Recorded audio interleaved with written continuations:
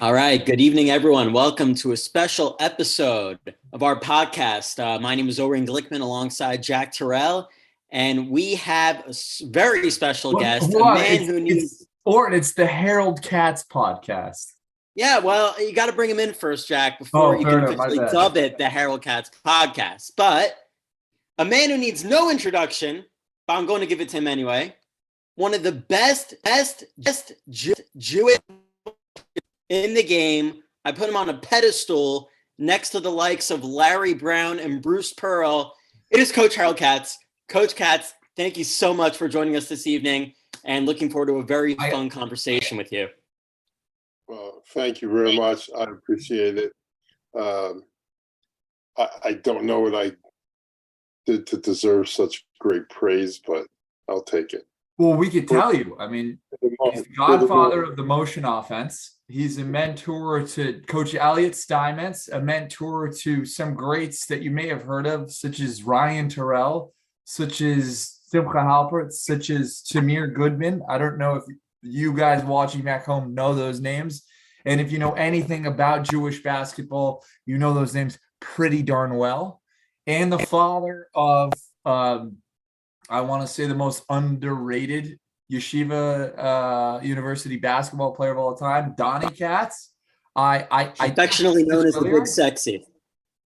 Yes, exactly. Called him Big Sexy. And I texted him this earlier, and I have to come out and apologize. Where Jack was wrong, and I was always enamored with Caleb, and you I said this to Harold earlier. Donnie is like that girlfriend you have where it's perfect. Everything's perfect. It's smooth.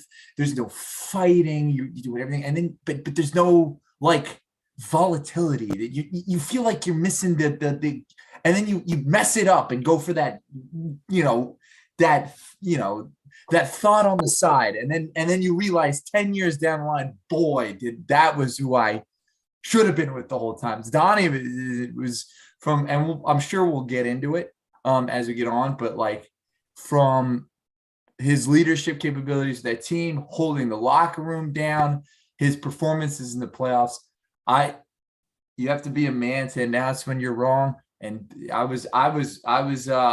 drank the tea at the time, but being older and wiser is the time where you can admit you were wrong. So that's I had to get it out of the way. I have it out of the way. Now we could pod.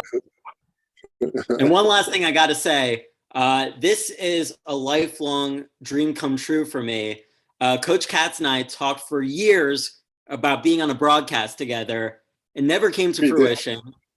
Right. To quote Coach Katz, he always said I was his favorite Max Live broadcaster, but maybe he said it back then while I had power, just to make me feel good. It's still accurate. Yeah, with the exception of the wild ride that you go on with Jack on the occasion that he does the game, your play-by-play is legit. It's professional, and it's almost like you never had to wonder where the game was going when you were doing the game. You kind of got you're a friend of some of the players, and you didn't really bring that out. You stayed professional the whole time, and I always appreciated that. My wife more than anybody else appreciated it. And you knew what you were doing. Like a lot of guys, they go, okay, I'm doing a play-by-play on this game. And you kind of listen to them and go, dude, did you just come back from math class? Do some homework. This guy's been playing on a team for 6 weeks.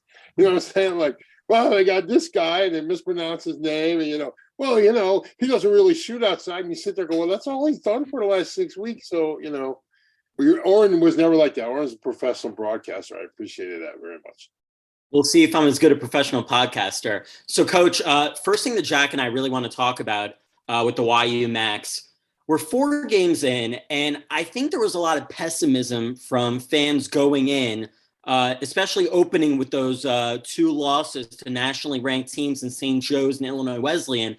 But I think you have to take it into context that a whole new team starting from scratch, and you lose by single digits to 2 nationally ranked teams. So we would love to get your thoughts on that.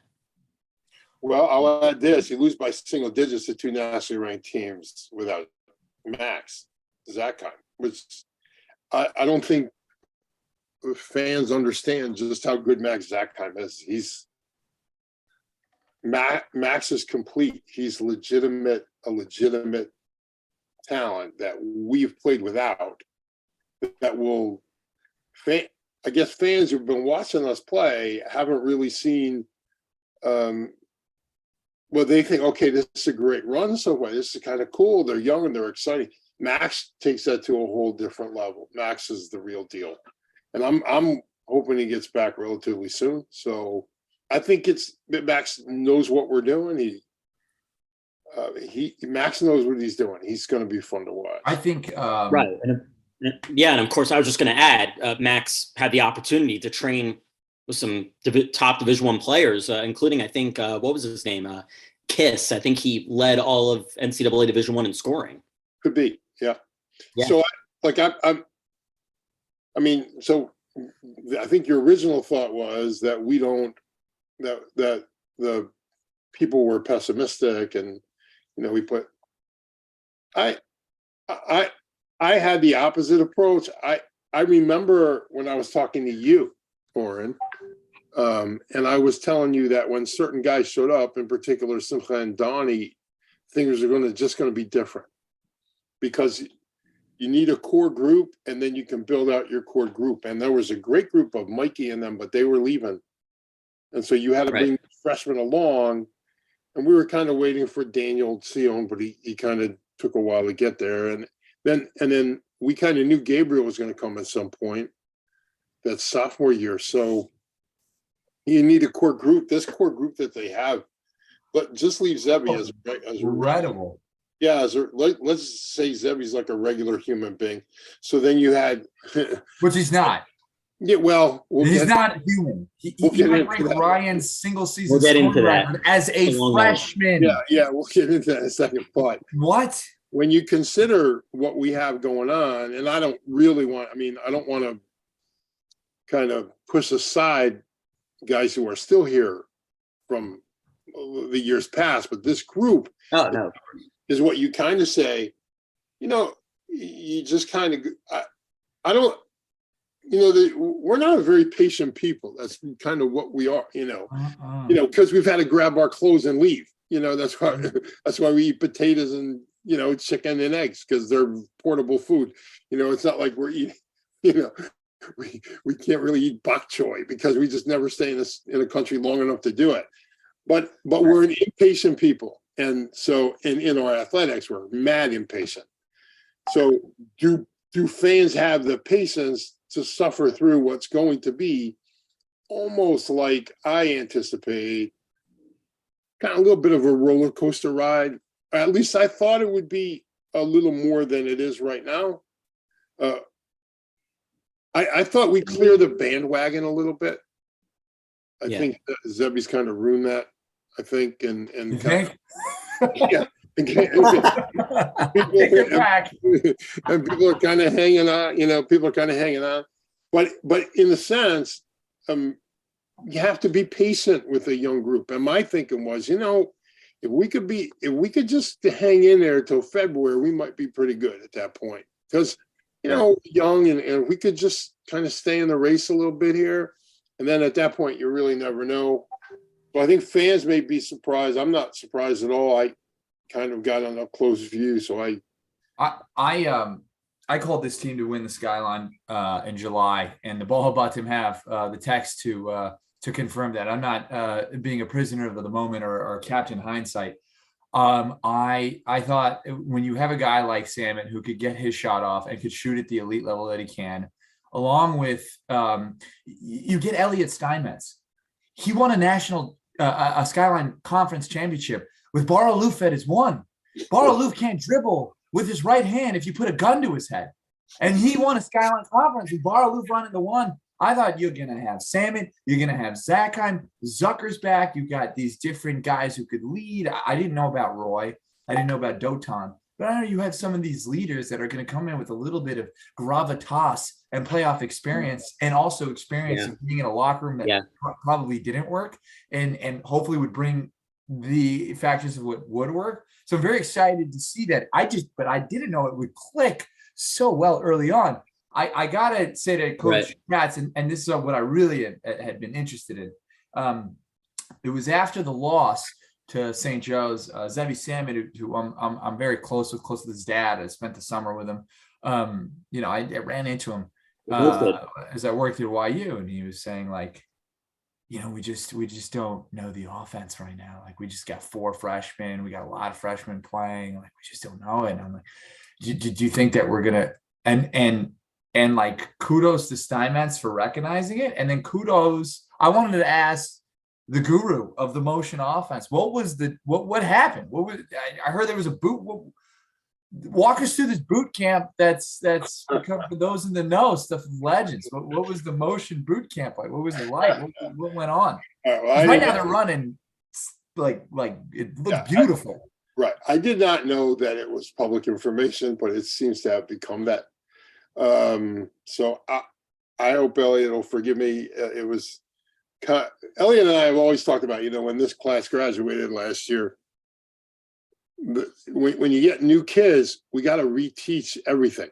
You can't assume that the guys who kind of didn't run it last year, because we didn't run our offense last year, we kind of haven't run it in a couple of years. And so when we could have, we just didn't, because there was a whole mess of stuff going on. But at least we didn't run it like we could have run it. And so who's going to teach them? The upperclassmen really can't, because the guys who actually knew it were gone. And then the other guys learned it from the guys who knew it, who didn't really run it like they could have run it for whatever reason. I'm not going to get into that. So what you don't want to do is kind of infest a new group with the bad habits of an old group. You understand what I mean by that?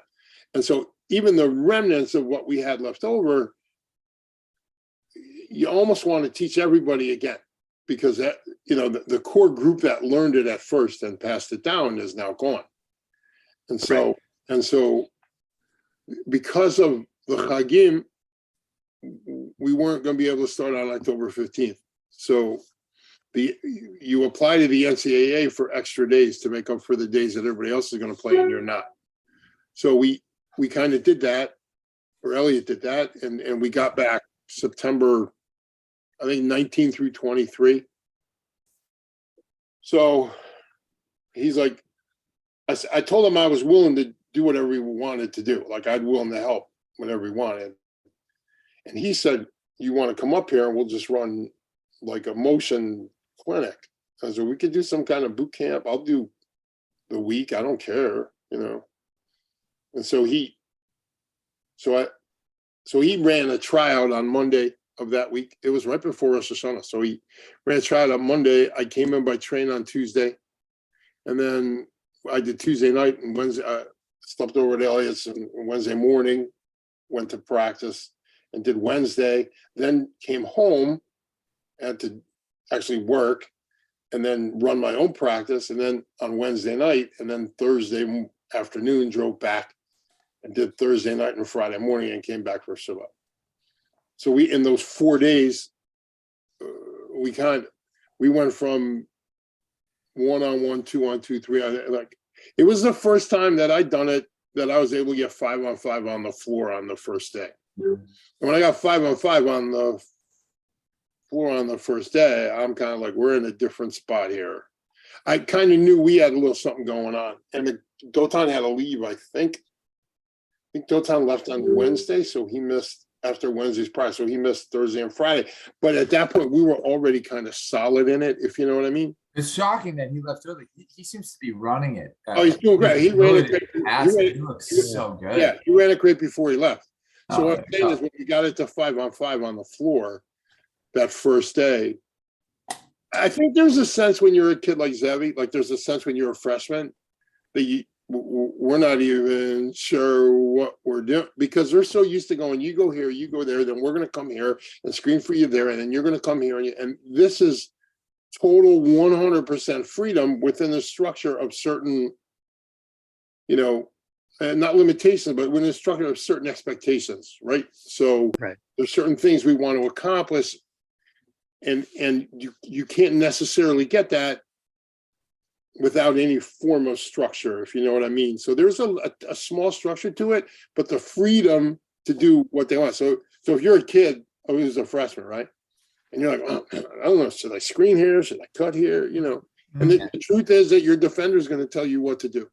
And so once you understand that your defender is going to tell you what to do, the whole thing kind of gets easier. And then once everybody's on the same page, which is really what happens when those four guys in particular, including Daniel, get on the floor, and Max, obviously, but even with Matan and Oren and Gav, who's really Lando's been great. He's been great because he goes on and all he does is run stuff. He just runs our stuff.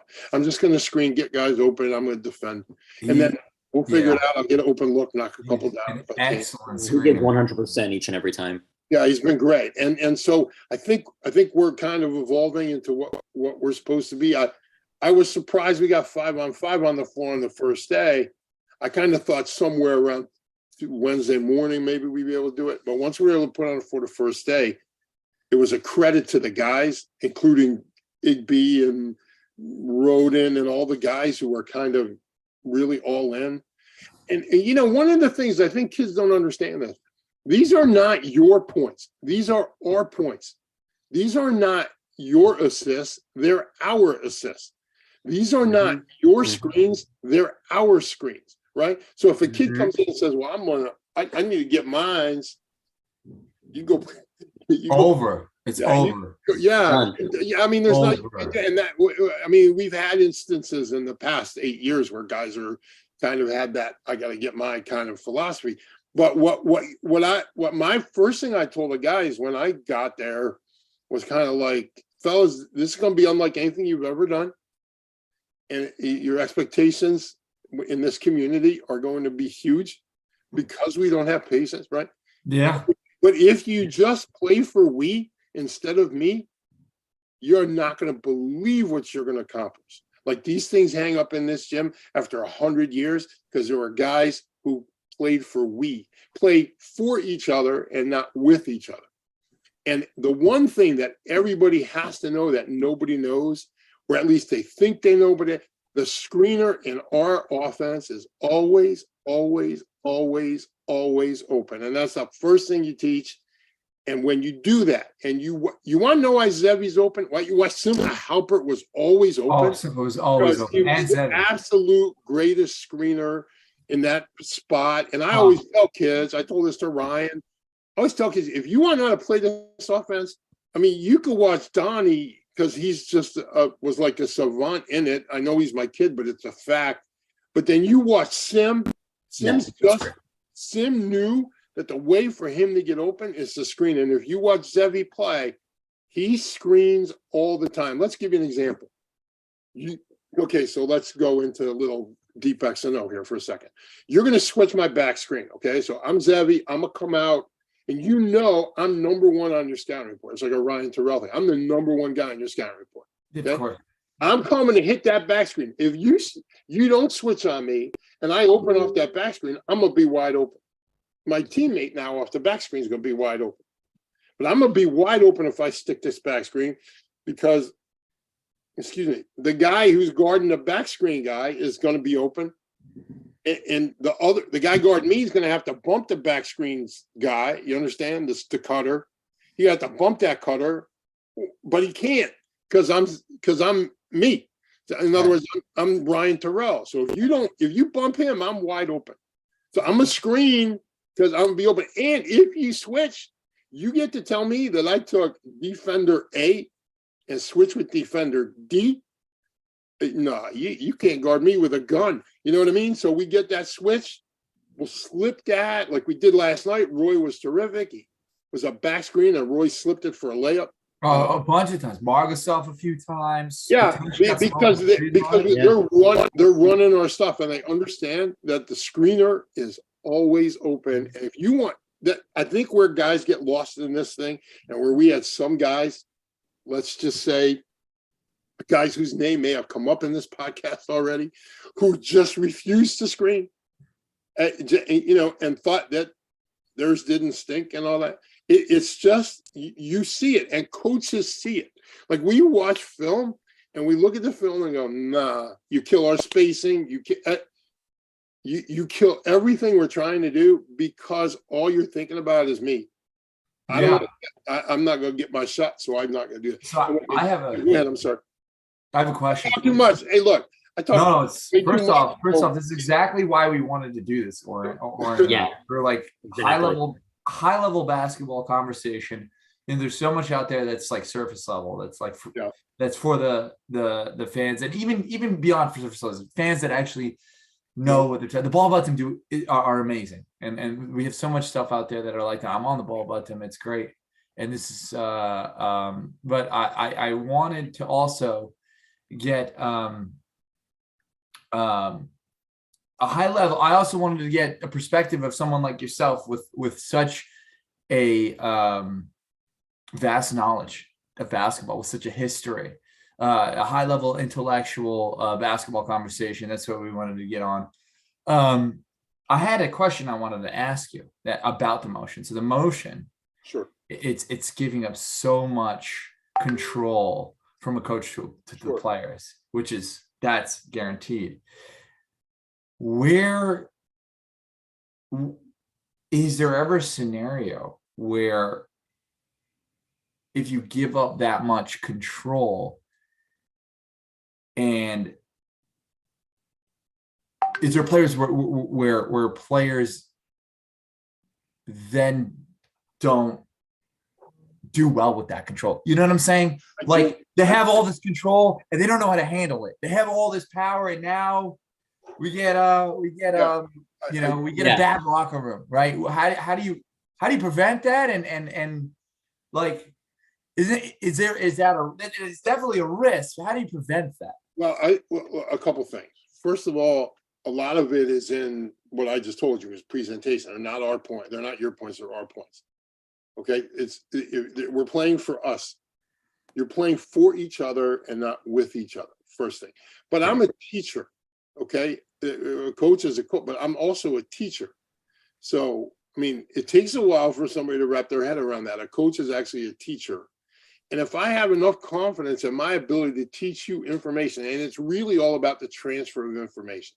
And if I could transfer the information to you, like I should do, then I don't need to call a play late in the game. You already know what we want. If we want the flexibility of it, if you want a staggered double screen, we can run that.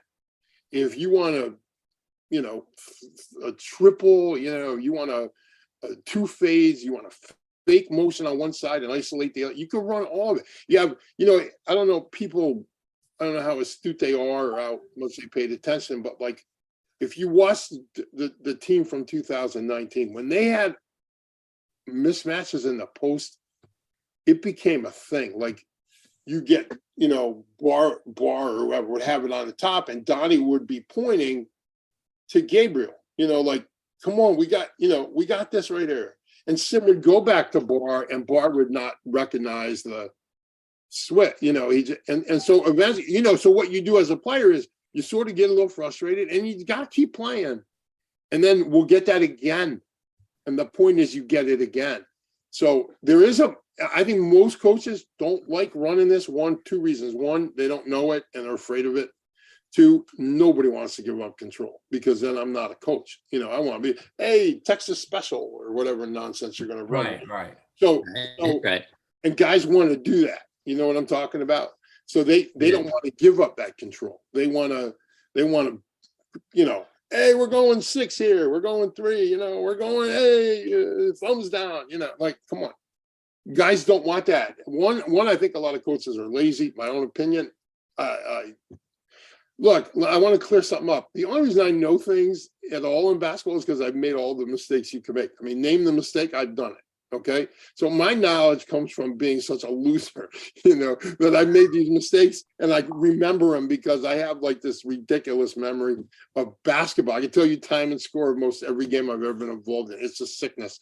But I made that mistake, and therefore I try not to repeat those mistakes, and I remember them and I talk them over so I remember them. In other words, I can tell you, stories about things that happen and why I never do X. Like you could ask me any question. Why won't you call a timeout when your team has a ball late in the game? I'll tell you exactly why. I remember the game. I remember what happened in the situation. It actually happened with the, do you guys remember the MK Dove Lippman? Remember him? He was a Knesset member. Yeah, sure. So Dovey played for me when he was a kid. And we're playing against Charles D. Smith Jewish Day School. And my team was Yeshiva High School, and we're supposed to play their JV. So I call a guy up for a game, and he's like, "No, you want our JV? No, we got a varsity. I'm gonna play, because I'm not like that. We're varsity, you're varsity. You don't back there. Yeah, we're gonna kill you. All right, well, let's roll the dice. Okay. So we go to his place, and he's got 6'6", 6'5", 6 something in the front court. We're up a point with 8 seconds to go, and I have not played. Matter of fact, Ari Shaf's dad was my best player. Oh, no way. Yeah, he was my best player, and I love him. I talked to him 2 days ago. He's my best player. Yesterday, I talked to him yesterday, and he's my best player, and I'm not playing him because whatever happened, I'm not going to play him. So I didn't play him the whole day, and it was a great lesson for him because we were up a point with 8 seconds to go in the game. We foul a kid. He goes to the free throw line, makes both, and I call timeout. And when I inbounded the ball to Rabbi Lippman, to Dovey, he got triple teamed by their 6'6s, and the game was over. I said, I am never doing that again. I am never doing that again. I'm never doing that again. So when we get it, you scored a bucket, and conversely, if I have that 1 point lead with 8 seconds to go, I am calling timeout. And I'm going to make sure you ain't catching us with our pants down. You know what I mean? So it's like that kind of, you should have called a timeout. So even on a make, so I know it's common knowledge that down one, you get the miss, you never call the timeout. You don't give the defense a chance to set up. But even on the make, you don't call the timeout. I mean, I guess it's the same thing. You don't give the defense a chance to set up. Well, look, what am I going to do? Look, when you run what we run, for instance, what do I need to tell you? We need to know. Everybody knows the role. So at that point, like I used to do this. This is something I still do to my team. Who's the best shooter in the gym? And at that point, everybody has to be on the same page. You can't have a guy go like, with the Jews, it's always one of me call them. It's a machlokas. Yeah, maybe. I said, dude, if you're the best shooter, put your hand up. Everybody needs to know who the best shooter is. Right. Who's the next best shooter in the gym? And I wanted everybody to know. So why? So late in the game, we knew where the ball was supposed to go. You get it? Yeah. Go ahead. So I'm like, best shooter needs to take that shot late in the game. Everybody needs to know. Like, we're trying to get the best shooter of the ball. And by the way, I know I'm all over the map here, but you think if Zevi Samet was at a different school, even in our league, he would go for 38 or 40? He's going to go. He's going to play the two. So he's going to run whatever the two has to do. He's the perfect motion player. Like Simcha was. Like Simcha was. Perfect. Like you think Simcha Halpert scoring 1,800 points at Farmingdale? No, he's running the two. And then they got the 5 for the screen and roll. And they got you run your 2. If you go to Merchant Marine, you're running your 2, right? They're running crap Reggie Miller plays where he's coming off double screens. They're doing the one where you pass the corner, he cuts in, they set the down screen. But I got to call that play for you. Right. No, I got to call that play for Simcha specifically. I got to call that play for you. Maybe he gets 1,000 points, but he doesn't get 1,800. You know what I mean? Simcha was the perfect motion player, and then I feel like Simcha was the iPhone 1, and Zevi's the iPhone 2. It's so fun to watch the evolution. You're right, and the great thing for Ryan was Ryan got to play with those guys who wanted to, came to do it. He wanted to play with those two because we had gone to the NCAA tournament. And now it was going to be like, and he, Ryan's out. It took me a year to figure this out. And I think that's sort of what happens when it's, kind of players teaching players, you got to kind of bring them along, when it's, but like in a boot camp scenario, like we had, it was coaches teaching coaches. It was a chance for all the coaches. I was like, all the coaches have to be there because let's learn how to teach this as a group. so that when we have to get back and do it, we're going to do it this way. You know what I mean? Like that. I'm not sure if Ryan was the perfect motion player. No, I don't think he was the perfect motion. Chevy and Samet is. No, I agree with that. Ryan was Ryan's a that. metric. Ryan's a metric. He's a 6'6" metric. In other words, yeah, like a freak. So you could take that freak and do. Now the fact that hurt the team and hurt I have this guy who could do so much. Like you start getting guys second guessing. I don't think it. No, I don't think it. I don't think it hurt the 19 team because they were so secure. No, that team was still fun. May have heard everybody afterwards because, like, it's with 19, as I had told Elliot one day, he's like the Swiss Army knife. We could put him in a post. We play him on a perimeter. We didn't need him in the post because we had two great passers in the post. And then if we wanted to, here's your third great passer in the post. But he can play on a perimeter and match up with. He's a 6'6" nightmare, and we knew that everybody we were going to play after the Sweet 16 was still going to have a problem with that nightmare. But that was the advantage of having Simcha Halpert, this great motion player, and then with two. I mean, there are some brilliant basketball players, you understand, who had brilliant understanding of what we were trying to do. So that's what I mean. I think I got a little bit off topic with that point. Like that's what I mean by made mistakes. So I make mistakes and I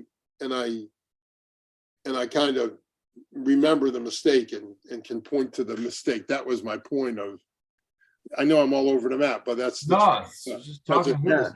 We're just having fun. That's sort of how I remember in a playoff game, we're playing against this team we should never be losing to, and we're losing to them. It may have been Mount St. Mary's. No. I'm not saying in a way. I was saying in my own personal experience, and then in a tie game, they scored a bucket to tie the game at 50-50. Everybody expected me to call a timeout with like 10 seconds. Yeah. I'm like, screw that. I got no play for you, fellas. I'm not that good a coach. Just run the stuff you've been taught. You know what I mean? Like that's kind of my approach. My approach is like, what am I going to do? Send you a double? We could set a double in this offense. What do you want me to do? Send you a down screen? You know how to do that. Just run the stuff and be patient. Let's make sure the guys who need the ball get the ball. And that's what I mean when I say, who's the best shooter in the gym? And it's tough to do, like, again, with the Jewish kids, because nobody wants to say they're the best shooter because it's better to be an unough, right? Better to be a modest guy. So I don't have time. I would say, hey, I got no time for modesty, dude. Can I ask you a question? Yeah. I know I didn't answer the question that was asked, but go ahead. I think you did. I think there's a lot of answers. Okay. I wanted to ask, like, I think in years past. Wait, I'm stopping you because now I remember what your point is. How do you control it? You control it by having great leadership. Okay, that's the answer. The answer is, I'll give you a perfect example of great leadership.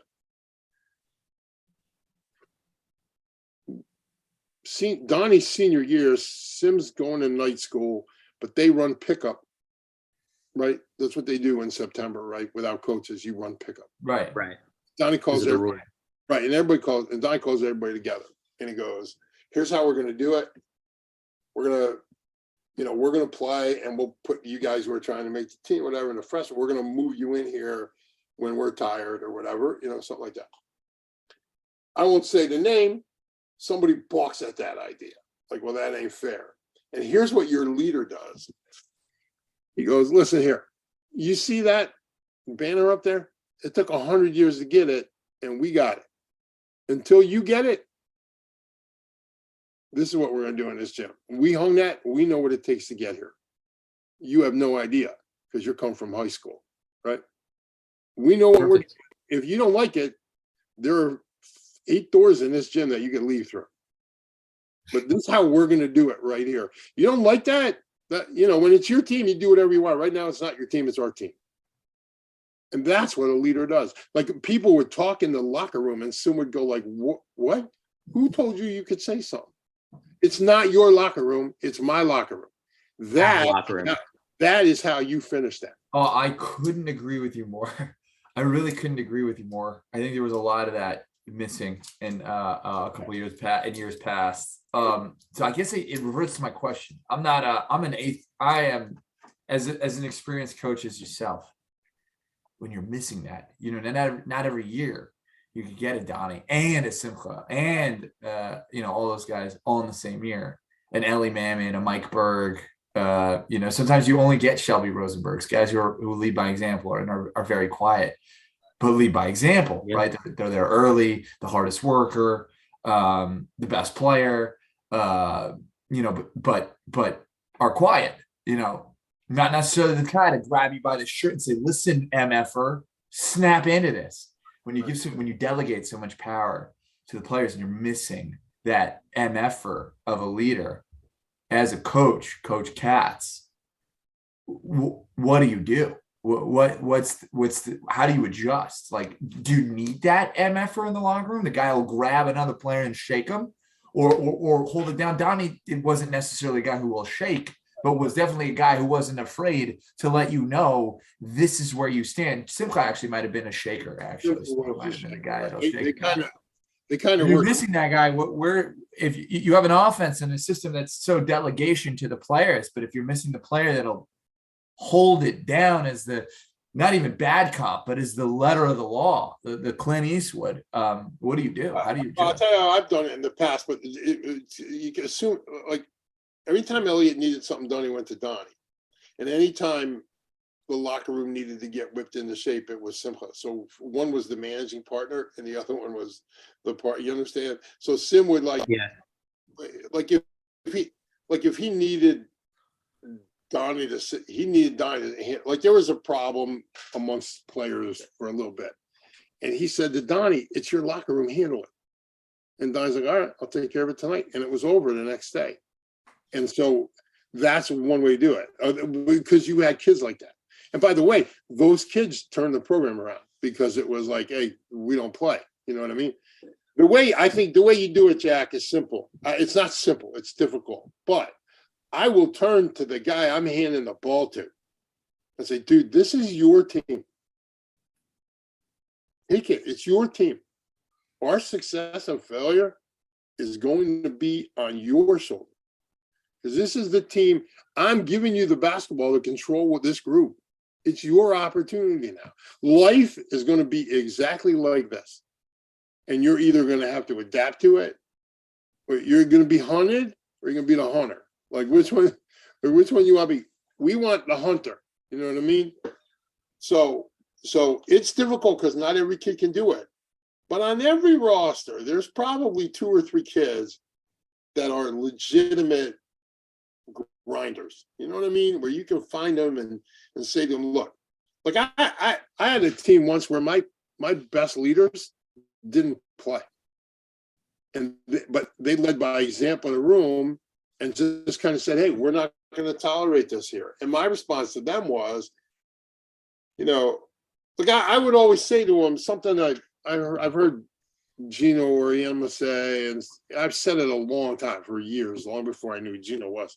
Like every rebound, every cut, every screen, if you guys want to be as good as I think you want to be, and this team wants to be as great as this team, everybody has to contribute from the first guy to the last guy, which means, we're running X in practice. You've got to help Y get better when we run X. Understand? If you're not defending, you shouldn't even be here. What's the point, right? Like, that's your job on the round. So it's not like, I hate when people go, well, the bench guys. What do you mean the bench guys? They're basketball players on your team. Like, I never say that. I never say no small actors, only no small parts, only small actors. That kind of theory. Yeah. I never go, well, the bench held it up. Well, what are you talking about? Like, we're all part of the same unit.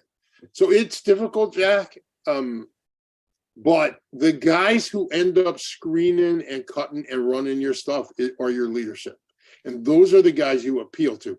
If nobody's doing it, now you have a real problem. But that manifests itself not only in the locker room, on the basketball floor, on the street, you know what I mean? Like, you just don't have relationships some of them are very toxic because of that. So if you don't have an all-in buy-in, you're never going to find that. And here's what I used to do. Like when I was at guys, I used to find the greatest time for me as a coach was pre-practice stretching. Because like I just walk up to a player I know is not playing very well and we need him to play better. And I just say, dude, I saw this kid last night over at Hartford High. He's so much better than you. We're recruiting right over you. Like there's no reason that he should go to Catholic. He needs to come here because we don't have a guy at your spot who can play. Well, come on, coach. Come on, what? Like example, this is a true story.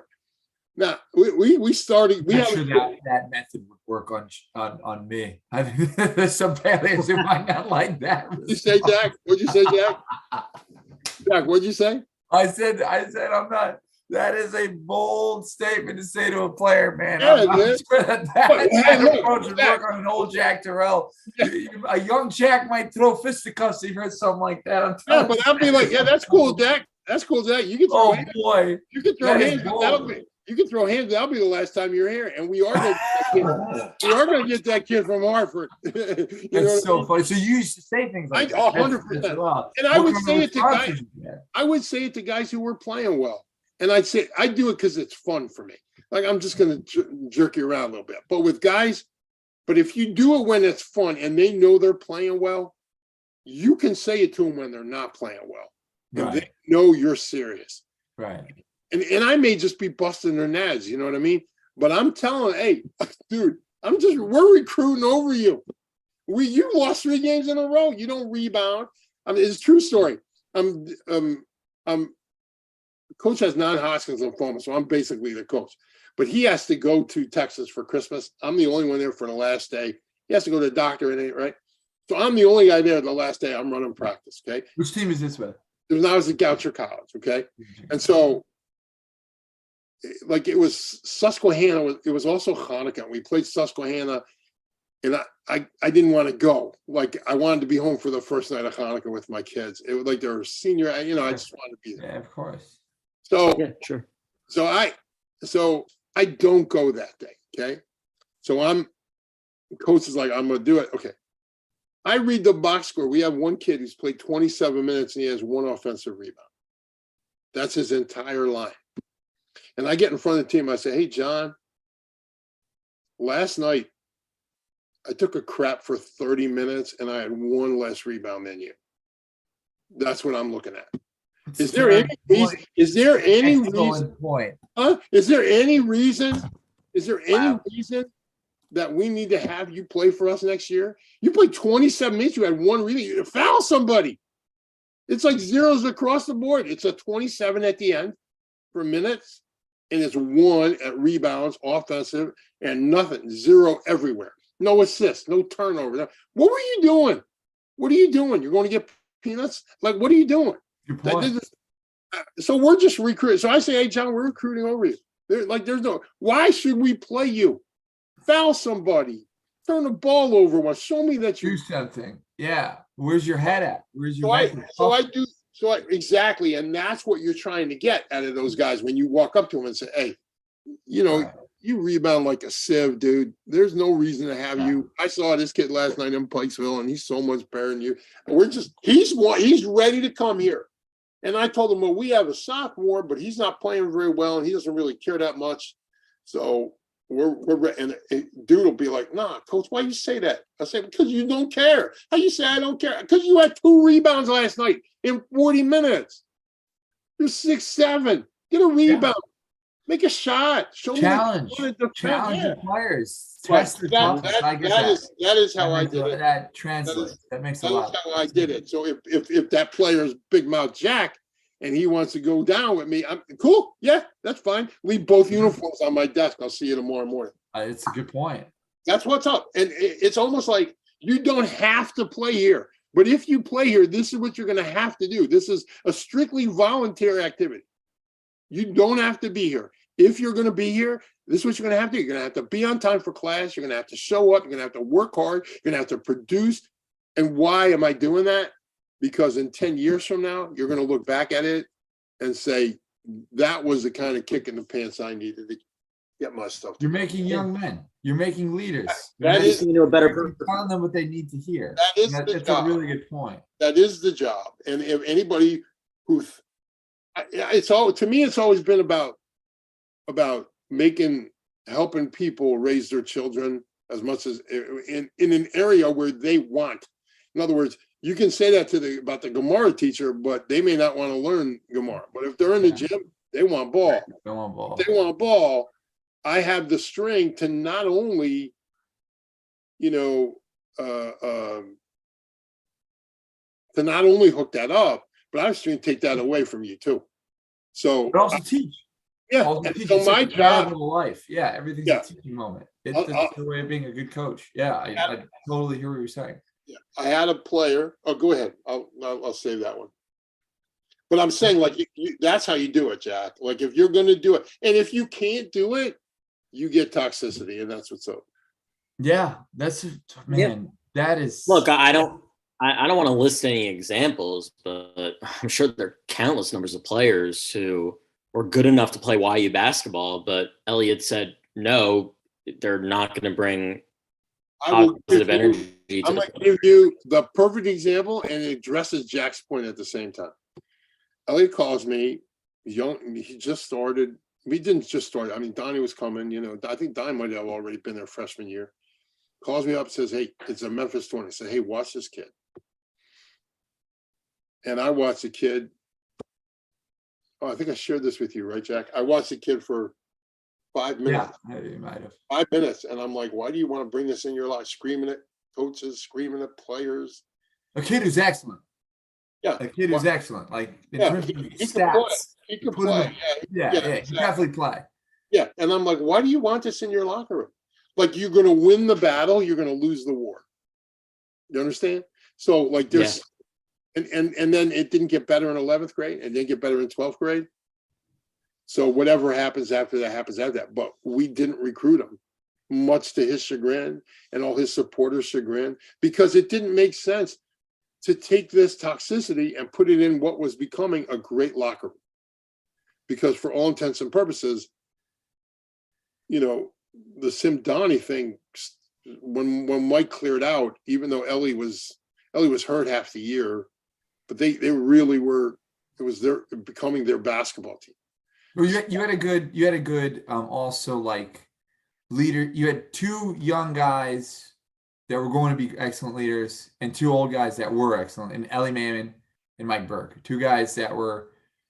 Mike was already gone when Jordan left, so it was sophomore year. Mike was gone. Right. They played with him as freshmen, but Mike was a great example for Donnie and Sim to learn from. Yeah. Mike was phenomenal, just phenomenal leader. And so whatever Mike wasn't able to do, the things that he was able to do, he kind of did. And by the time they were seniors, Mike's just like, okay, they're just way past where we were. Like, they're just at a different. Oh, yeah. And Mike readily admits that. But what Mike doesn't understand is the kind of hand he had in it, because he showed them, hey, this is how you do it, And then, so I think some guys believe they assume the mantle when they don't even deserve the mantle. Do you understand what I mean? So you get guys kind of call themselves your leader, and they're anything but, and it's toxicity everywhere. And that. I know as a basketball coach, I could turn on a game, and in 5 minutes, I could tell you if it's a toxic environment. I have. It leads me to the next question. Sure. I guess. Sure it does, Jack. Couple of things. Yeah. It's the difference between, I think, the first thing I wanted to ask, well, I'll just piggyback off that. I would say that last year's team was kind of the Real Housewives of the MSAC. If there was a way, maybe this question's a little too much, and if it is, just say like no comment, and I'll pivot.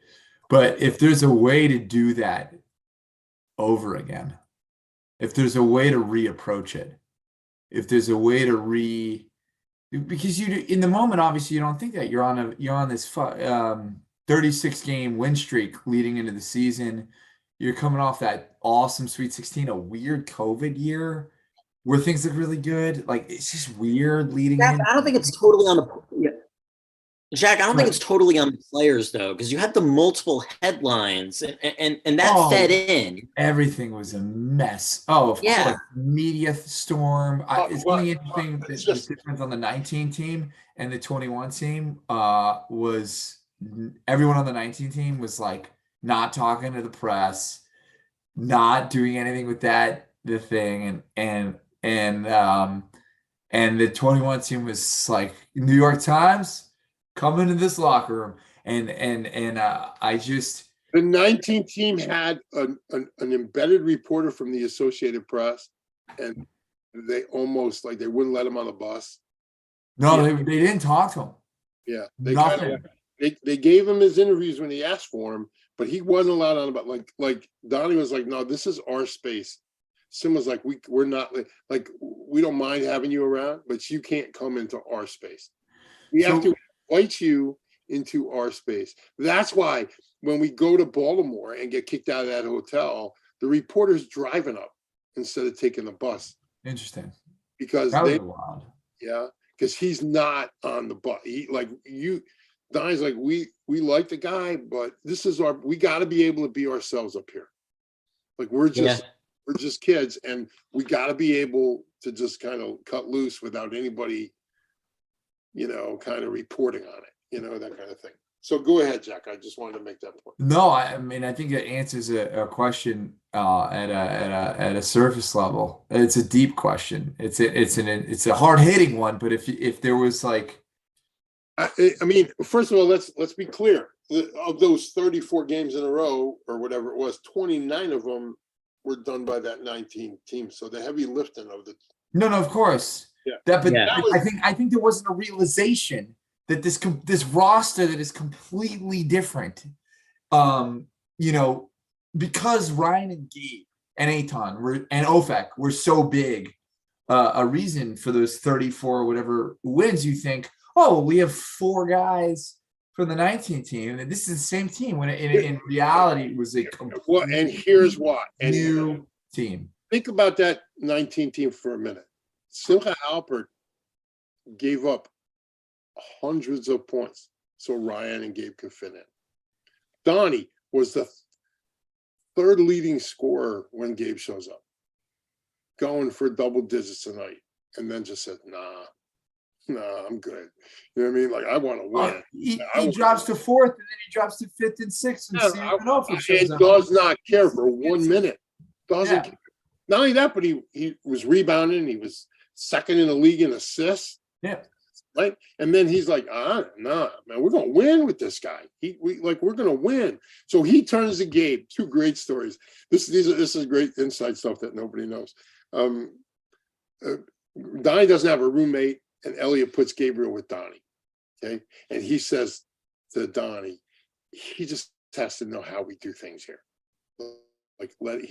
Gabe comes in January. First game out, we're playing Old Westbury, and we lose. Okay. But in the game, Donnie grabs the rebound and he throws it down to Sim for a layup. And Gabriel says to Donnie, we're allowed to do that here? Because I guess he's coming from the receiver league where they don't do that, I guess. Give it to the point guard. Right. Oh, just take it. He goes, I do this every night. And Gabriel's like, oh, this is going to be so great. Gabe's like, really? Oh, this is going to be great. So Donnie says to Gabe, hey, I'm going to box the best guy. You just grab the rebound. I don't care. I'm going to box. The best rebounder will not have his best day.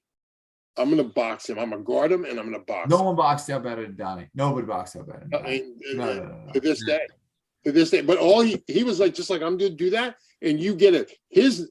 Donnie felt that whatever Ryan, Gabe, Sim, whatever they got was his too. You know what I mean? Like, that's how you should look at it.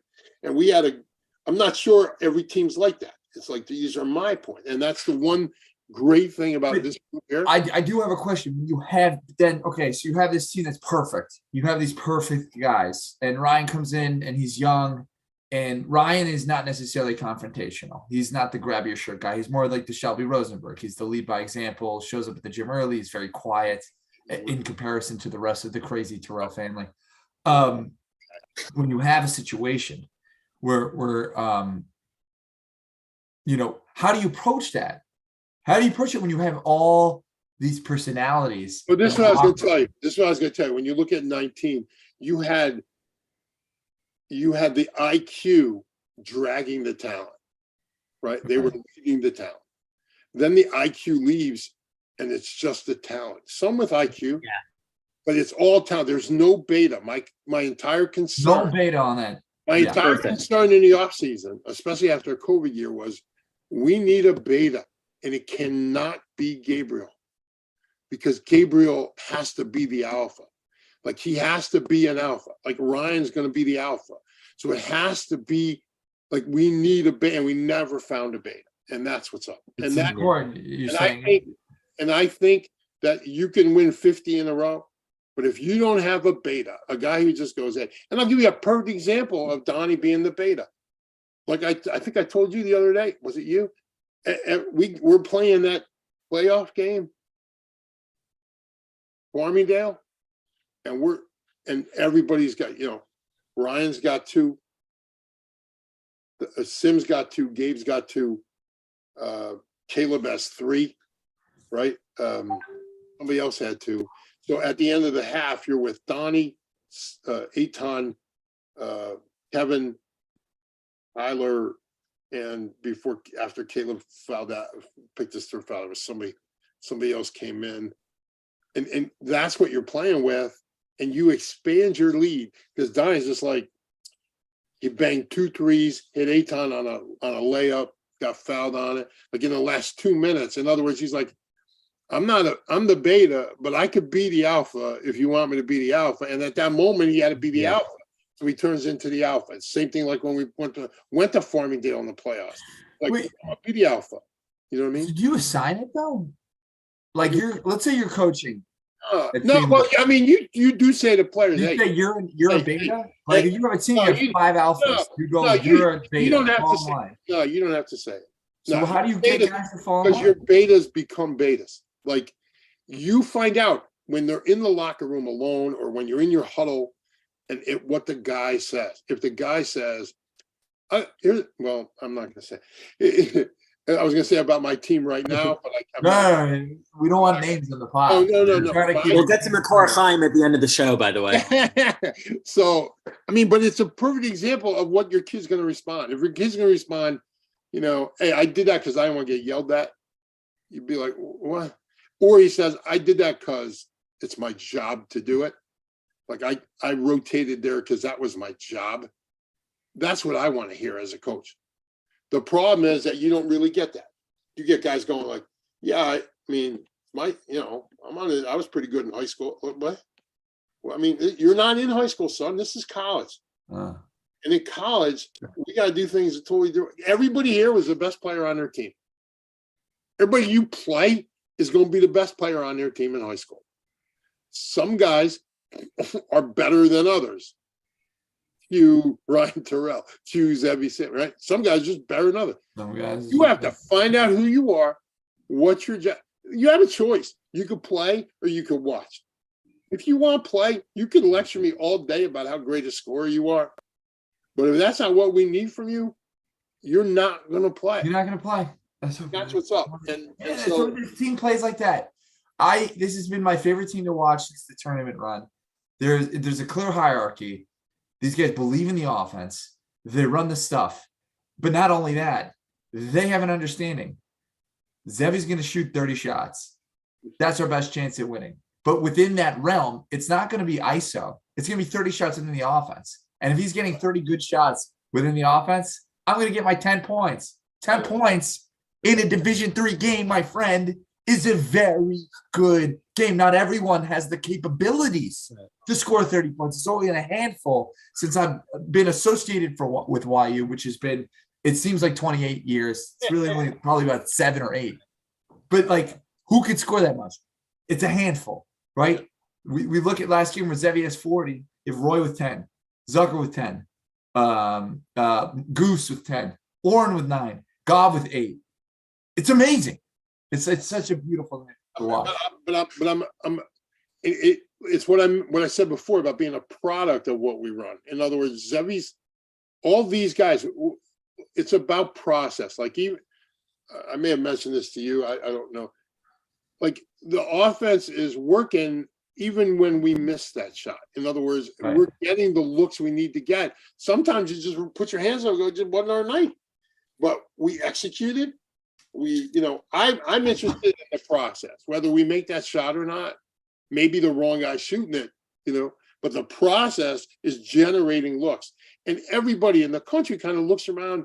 I was listening to Glenn Miller today, and he said they just run an offense that's so unique. And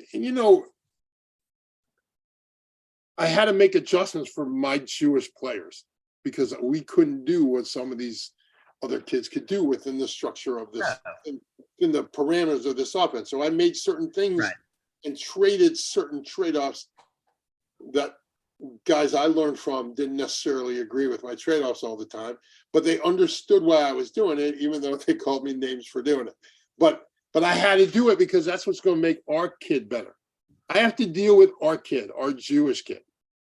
That's what I'm dealing with.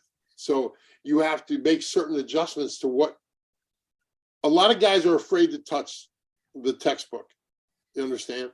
I look at the textbook and go, yeah, we could do that if we're 6'9" everywhere, or we could run that set if, out of that approach, we could do that if we're quick. We don't necessarily have all that. So what's the best thing for us? So I just kind of tinkered with it in such a way through mistakes. I mean, I knew I found out what works, what didn't work. And so, again, all mistakes that I've made. So, and then at some point you kind of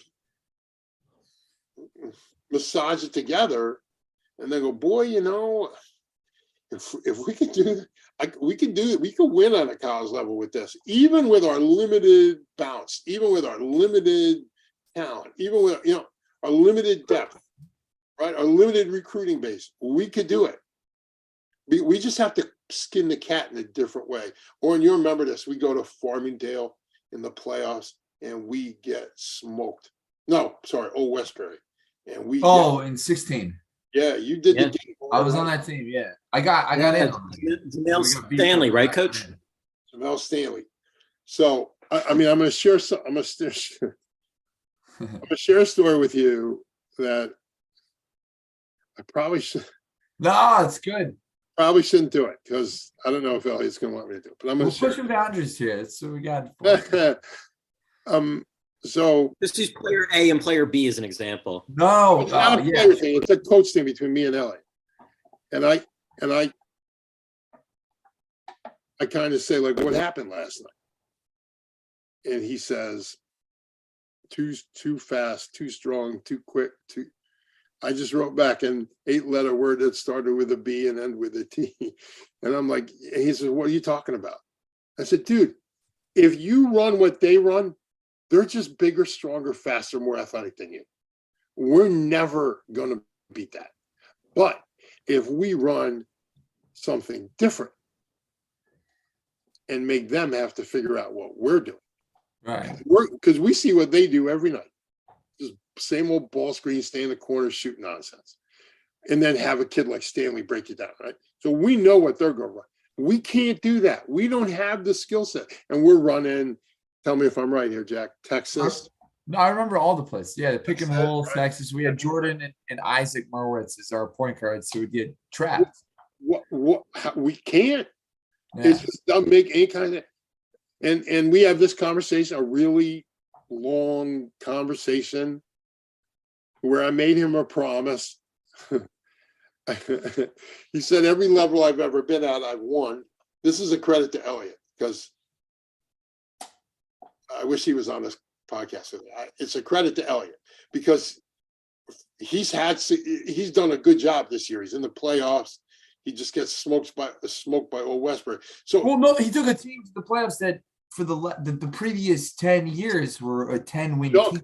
Yeah. Like, so he did a great job. The same guys that won 10 games. He did a great job, but I think second round of the playoffs. I think he's staring at his locker room, seeing Jack Turell. He's staring at his locker room, seeing Jack Turell, and going, "Okay, we're limited in what we're going to be able to accomplish." There you go. Now, what I'm saying is, not all of us could be Ryan Turell. Some of us could be Jack. Yeah, but I'm saying he's looking at it and going, I've been I've won every level. I want to win at this level. And I said, listen, if we're going to do this together.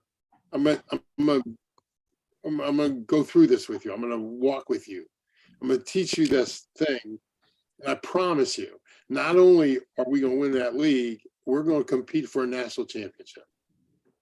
Just let this next freshman class coming in, Donnie's class, just let them run it. I'm going to teach it to you. Just let them run. So I don't know if he totally bought it until I sent him a box score from the 92 NIT, and it's Indiana and Florida State, and Indiana and Seton Hall. They played. It's the finals of the NIT tour, semifinal of the NIT tour. Those two teams are 1-3 or 1-2, and Indiana's like second. And Calvert Cheney goes for 35. He goes for 36 in one game and 34 in the next game. He plays 81 minutes out of a possible 85 because the Florida State game or Seton Hall went to overtime. Jack, Oren, answer this question. In those 81 minutes, how long does Calvert Cheney have the ball in his hand in those two games? Mind you, he scored 35 points a game in the tournament. Not a lot, I'm assuming. Not a lot's not a good number. I need a number, Jack. 81 minutes. How are you all of a sudden non-committal, huh? There's not 81 minutes in it out of the 81 to 30? 30 of them? 15? What do you think, Oren? What do you think, Oren? It's one of those trick questions, right? Not a trick question at all. Not a trick question. Guy averaged 35 points a game. I'm just trying to give you my thought process. That's all. Did you freeze, Oren? You might. Or did you freeze on me? What was the answer? Yeah. The answer is 3 I gotta minutes. guess. 3 minutes and like 40 seconds. Wow. Okay, I was around like 1 minute. First set. Well, yeah, you're just being. He's taking enough Gemara classes to know that this is a setup. Yeah. I unfortunately. Well, here's the point. That means, and this is how you teach basketball, and this is how you teach this form of basketball. For 78 minutes, he was doing something without the ball, half of which he's on defense, and then the rest of it he's screening and rebounding, cutting, and so I tell Elliot he tells me that's when he bought into what I was trying to tell him. And I remember when he introduced it. I was on the team still. It was before, my heart, whatever, all that stuff. But right, you were there freshman year, right? Yeah, I remember when he introduced it, I said, this makes so much sense with the roster that we have. Like, we're losing all these bulky guys, but we're getting all these shooters, we're getting all these passers. I'm like, wow. That's when I was like, man, they know what they're doing at this program. I call Ryan. I'm like, this is a real deal. Like they know what they're doing here. Like it was such a smart adjustment for the guys that were leaving and then the players that were coming in. We were getting Donnie, we were getting Simcha, we were getting Jamie was getting more minutes, Judah Cohen. Like you had all these guys who could pass and shoot. Mike Berg was coming back, who was an excellent passer. It was just such a it was a lot of good role players. I just remember being there going like, we've been running these things that worked when you had you had Shia Weiss and Dean and, guys like that, Shelby, but then he flipped the script getting with the new, I remember being there for the early days and going, oh, this makes a lot more sense. And so what happens is it's a ballsy move from Elliot. And to me, that's why he's a great coach, because he kind of looks at it and goes, okay, I need to fix this or I'm just going to be stuck in this second, third, fourth, fifth place every year. Yeah, let's go away from the offense. We talked a lot about it. Okay.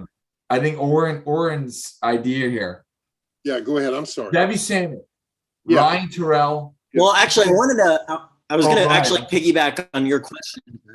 We talked about, what was the quote you had? The Housewives of the MSAC? That was your description of last year? Yeah, Real Housewives of the MSAC. That's what I call it last year. Right, so I guess, Coach, transitioning to this new squad, You spent some time with them.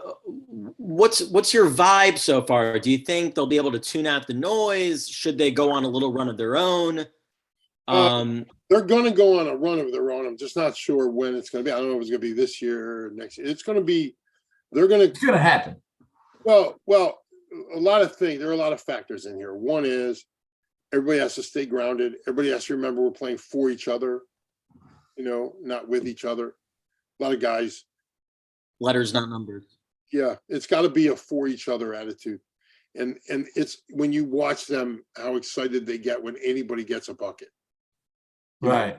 Especially these young guys. That's just. I think that's the real key. It's the reaction, right? That's the ticket. I remember watching Donnie set a back screen for Ryan and Sim lobbed it to him for a dunk. And the most excited guy in the gym was Donnie on the back screen. Like, just like he's kind of like Ryan's behind it.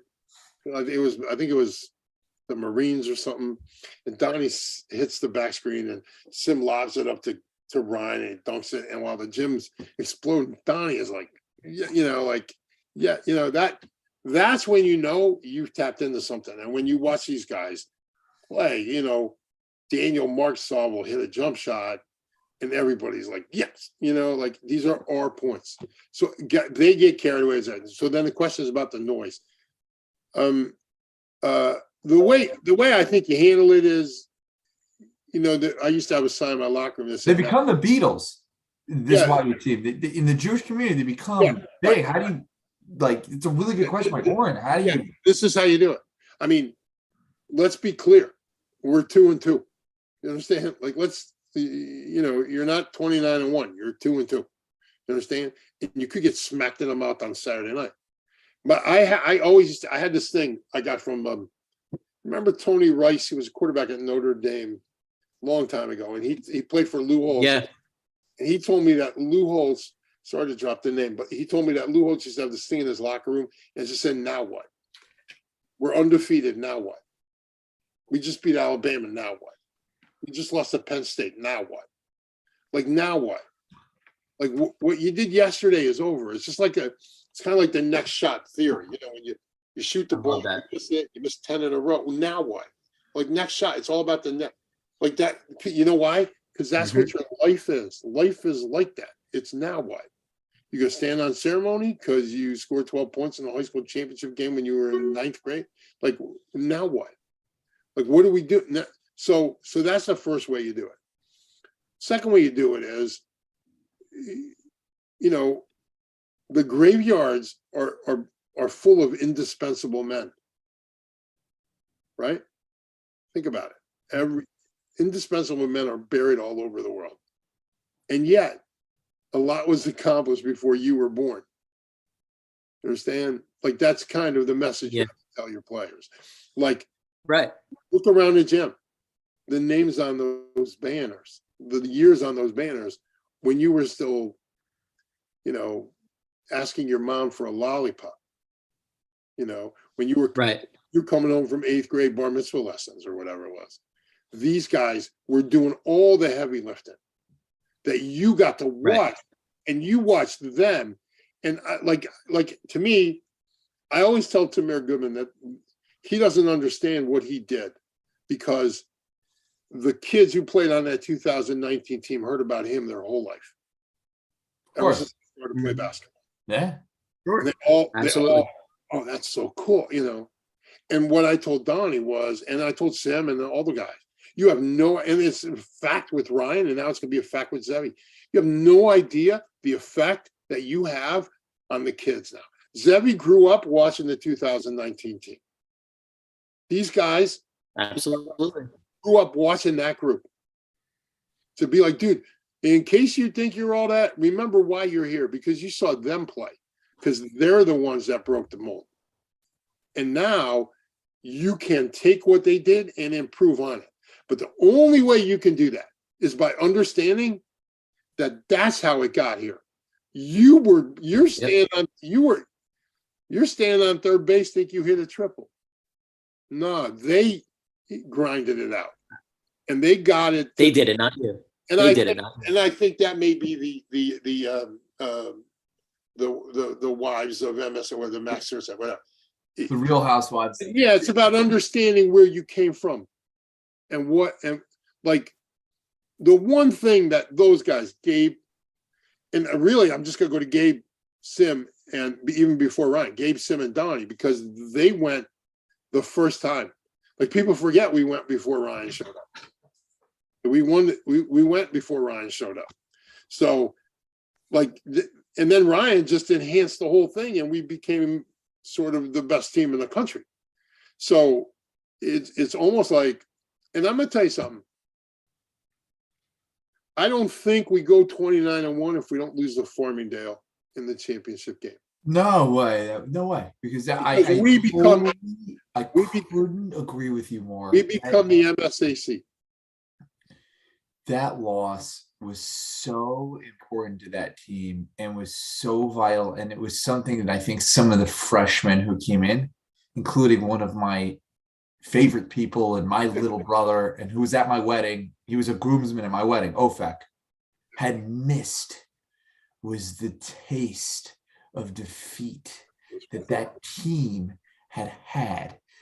That team tasted defeat as a favorite. No, they didn't have home court. No, but we were better than them. They were better. We were better. Because we won 17 in a row and we kind of pissed the game away. Right. We had some bullshit. Turned it over. Bushwhack and Bushwhack. And did a bad job late in the game. And then the purchase game loss was so important to that team of understanding that it could like that be gone at the highest rate you had. They had 17 in a row. They blew a game. All about character. Guys who came in afterward missed on the fruitfulness of the loss. You learn more in your failures than in your successes. Question about it. And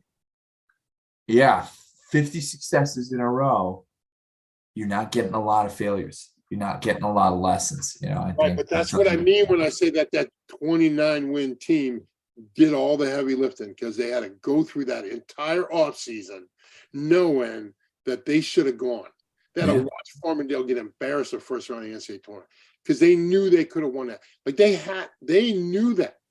And they had to watch. They had to go a whole offseason. Matter of fact, Donnie didn't even follow the NCAA tournament. He was so pissed about it. I just know that the guys coming in the next season, there was like a maturity to them, to their approach going, we won 17 in a row is nothing to joke about. If this team wins 17 in a row, I will donate $200 to Hatsala. I just put it on this podcast. That's a lot of games to win in a row. That's a lot of games. There's a lot of games. A lot of things. Good team this year. We might win in the Skyline. This is a good team. 17 in a row is a lot. And then to lose that was a very good lesson that team. Coach, Coach, do you think this is a stupid question to me to ask? Obviously, Elliott's doing the best he can to challenge himself against non-conference top-tier competition. But at the same time, I think this Farmingdale game Saturday night is bigger than the St. Joe's Illinois Wesleyan games, because these are going to be the two top teams. They're going to lock horns for the title. And on top of all that, this is a Farmingdale team that's returning all their players that beat the Ryan, Gabe, Eitan Halpert team of last year. Well, first, unlike the two of you, and it may happen, it may not, I'm not necessarily crowning anybody a champion just yet. I am. I get it. Definitely two top teams in Skyline, though. I would say two of the top team. I wouldn't necessarily say.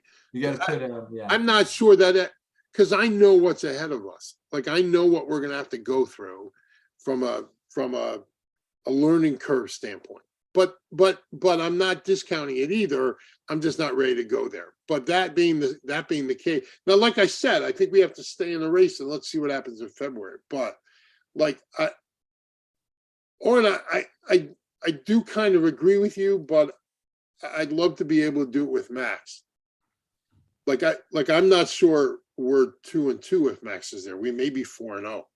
Wow. I think Max. A lot of people got really upset at the IWA game that why couldn't we get the ball to Samet? How come Dotan, a freshman center, has the ball in the backcourt? First off, they got the ball to Samet 5 times in a row. It just happens to be the IW had 5 fouls to give. That'll never happen again in the history of basketball. It's the first time I've ever seen it, and it'll be the last. We were never getting it past half court at that point. Yeah. I think a game like that, if you have Max Zakheim, you're okay. You could get it to Max, or you could get it to Zevi. And if Max gets it, he's getting it to Zevi because he was cooking. Zevi was cooking. Or he's going bucket. He has the ability to do that. That's very good. I played with him over the summer. I played a lot with both of those guys this past summer. And you know, what I like the most about Max is he's low key. Like I just think he's very low key. You don't. He is a perfect guy. So I think that. So Oren, while you're probably correct in that it's important. I think they're all important for a group that doesn't know how to play together. So, right. You know, I'm not going to discount the experience. You know, it's like he didn't come out here and, you know, drop 38 on some podunk university. And no, he did it. Can I ask you something? Yeah. What's the biggest difference? IWU this year versus IWU last year. Yeah. Well, it's kind of like I said, we were having conversations about before the game, and you know, could we win this game? So let's just say I had knowledge of what was going on and what we were going to do with it. And I said, listen, if we went out there last year and we gave them our best run and they smoked us like that, I'd be like, nah, we'd never beat them. But we were embarrassing. I'll give you some. Ryan had 15 shots. That's crazy. We were embarrassing. And I'm going to tell you why. Like we had in the 17 year, you know, 17, 18, we go to Purchase. It was either Purchase or the Farmingdale game before that. I like to count passes for the game. So we're averaging like 7 passes per possession, which means basically you're going to get at least 2 ball reversals, and our numbers with 2 ball reversals was well over 67%. Okay, so when we get ball reversals and post touches, we're going back to our offense here a little bit. When we get post touches and ball reversals and forced closeouts, our numbers that year were ridiculous. Okay, the difference between no ball reversals, 1 ball reversal, and 2 ball reversals. No ball reversals. I have the numbers somewhere over here, but I just can't. No ball reversals. We shot like in the 30s, and that would include fast breaks. 1 ball reversal we shot in the 50s, and 2+ ball reversals we were well over 65%. Well over 67. I'm just pulling a number. So right. The game against Illinois Wesleyan, we averaged 1.5 passes per possession for the first. That's insane. Wow. For a team running motion? That's crazy. That's crazy. So I say, if we got smoked because we ran 7 passes possession, we got beat and we got killed, we're not winning tonight. However, we didn't give them a run. It's embarrassing what happened. Not because we were embarrassed because we got beat up on national television, so to speak, but because we didn't play the game we're supposed to play. Mm-hmm. So then the difference with them is, 1, I think it was their first game, and having one under our belt helped. 2, I think the Williams, whatever his name is, the big kid, 20, he's going to be an All-American at some point, whether it's this year or next. He's a load. So he had a 20-minute limit kind of thing. I also think that they never saw us coming. Right. I think they thought we beat him with Ryan and Gabe and Eitan. Yeah, and they never saw us coming. Now, some of those guys, like 23, forgot his name, 23, and you know, Soroka and Heflin, they're all experienced cats, you know. So they have young guys, but they had experienced guys too. And they're playing in the tougher league and all that stuff. And right. A bunch of guys coming out of Yeshiva or something, you know, like that was coming straight from Reishi. Yeah, that's right. Yeah. So I'm saying they have a gym though. They do, but I'm sure he was in that base. Yeah, A lot more than Soroka was. I'll say that much. But look, there are things we knew about Illinois Wesleyan that we tried to institute last year and install last year that we didn't execute. I think that was the first time last year's team had felt was a little too Hollywood. I think the Illinois Wesleyan game was the first time that they walked in with a Joe Chill, Joe Cool, Hollywood attitude. You had the line out front like we were going to see, Roll the ball in. Jay-Z. Take care of business. And then when you do that, and it didn't help that Gabe hurt himself right away, but that's an excuse. That's not a fact. That's a fact and an excuse, but it's not the reason you got beat. Ryan gets 15 shots. We get technicals from guys coming off the bench. What are we doing? We missed 4 consecutive layups. But dude, we're not sharing the ball. We're not, that's what I'm saying. We didn't guard anybody. The first possession, it was Noah Yoder, a wide open look, and we helped off it, and we have no idea. It's right set the tone. Smack there in the scouting report.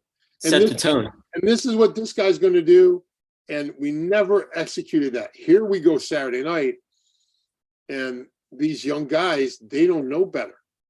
So they read it and they execute and they run our offense. If you remember, we got layup right away from Roy, I think, on a back cut. We started cutting bucket on them right quick. And that made them have to guard us, which opens the floor for Zevi. And they don't see Zevi coming. No. You know what I mean? And then nobody sees Roy coming. They don't. I told Roy nice. I love that guy. Yeah, I told Roy when we were doing that boot camp, our league is never going to see you coming, boy. You have no idea. We just have guys that you just don't expect it. Because for 100 years it's been Yeshiva. That's the one you circle. Roy is a gym rat, guys. I don't know if you guys know. I work at YU. I don't know if y'all know. I go to the gym every so often around lunchtime just to take a peek in, say hi to Greg, say hi to Jonathan Schwab at OSL. Roy is always in the gym, shooting shots with the machine. He'll stop what he's doing to say hello. He doesn't know me that well. We played once or twice. He knows I'm Ryan's brother. No reason to say hi. He's a nice guy. He's a mensch, and he's a gym rat. This guy works his butt off. He's a baller. He's so good. I really like his game. I don't mean to kind of slight the leftover group, because some of them are going to help, and some of them. Oh, you need leaders. You need guys. We have to look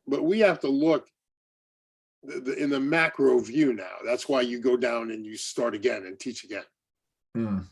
But you need leaders from the time before to lead the next group into the next. In my opinion, you need a guy like Goff Landau out there to hold the locker room down, set really good screens, get response from the coaches for doing things like that. Like Landau, let's all call a spade a spade. Landau, if we were playing pickup king of the court, he's not, in my opinion, and he's one of my favorite guys. We're playing king of the court, just straight up one-on-one. I'm not sure he's top 7. I'm not sure on this team, but you're talking about a guy who sets the screen, runs the offense, is a leader, plays defense. His defense, he's for sure right now, he's looking like the best defender.